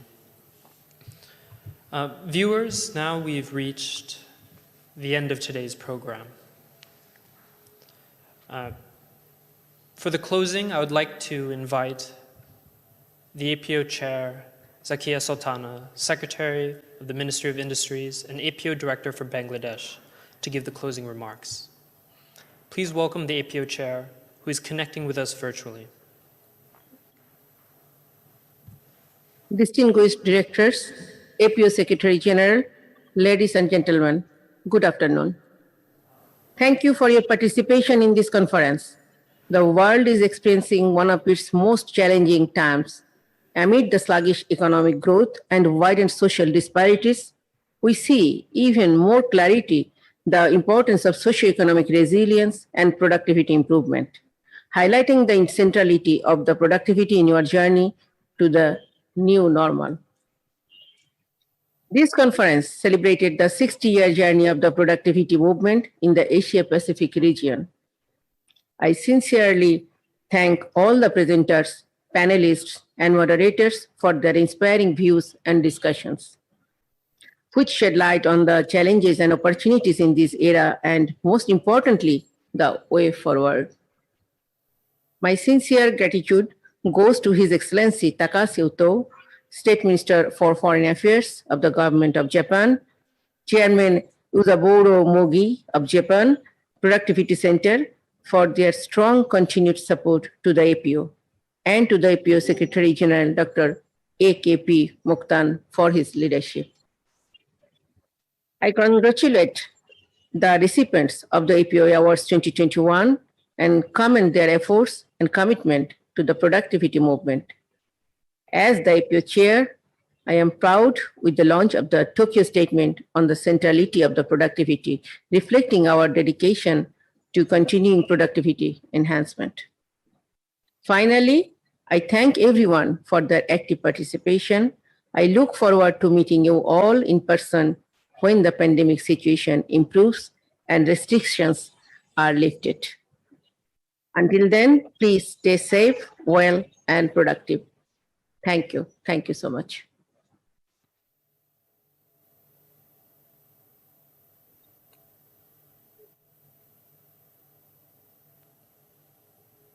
Thank you very much, Chair. With that, we would like to close this conference. We hope that everyone who has joined us today, whether in person or online, leaves with a better understanding of the key current issues surrounding productivity. Thank you once again to our speakers and moderators for your thoughtful contributions, and for the JPC for all your support in organizing the event. We're glad that all of our audience from APO member economies and beyond could join us today. Please stay healthy, safe, happy, and productive.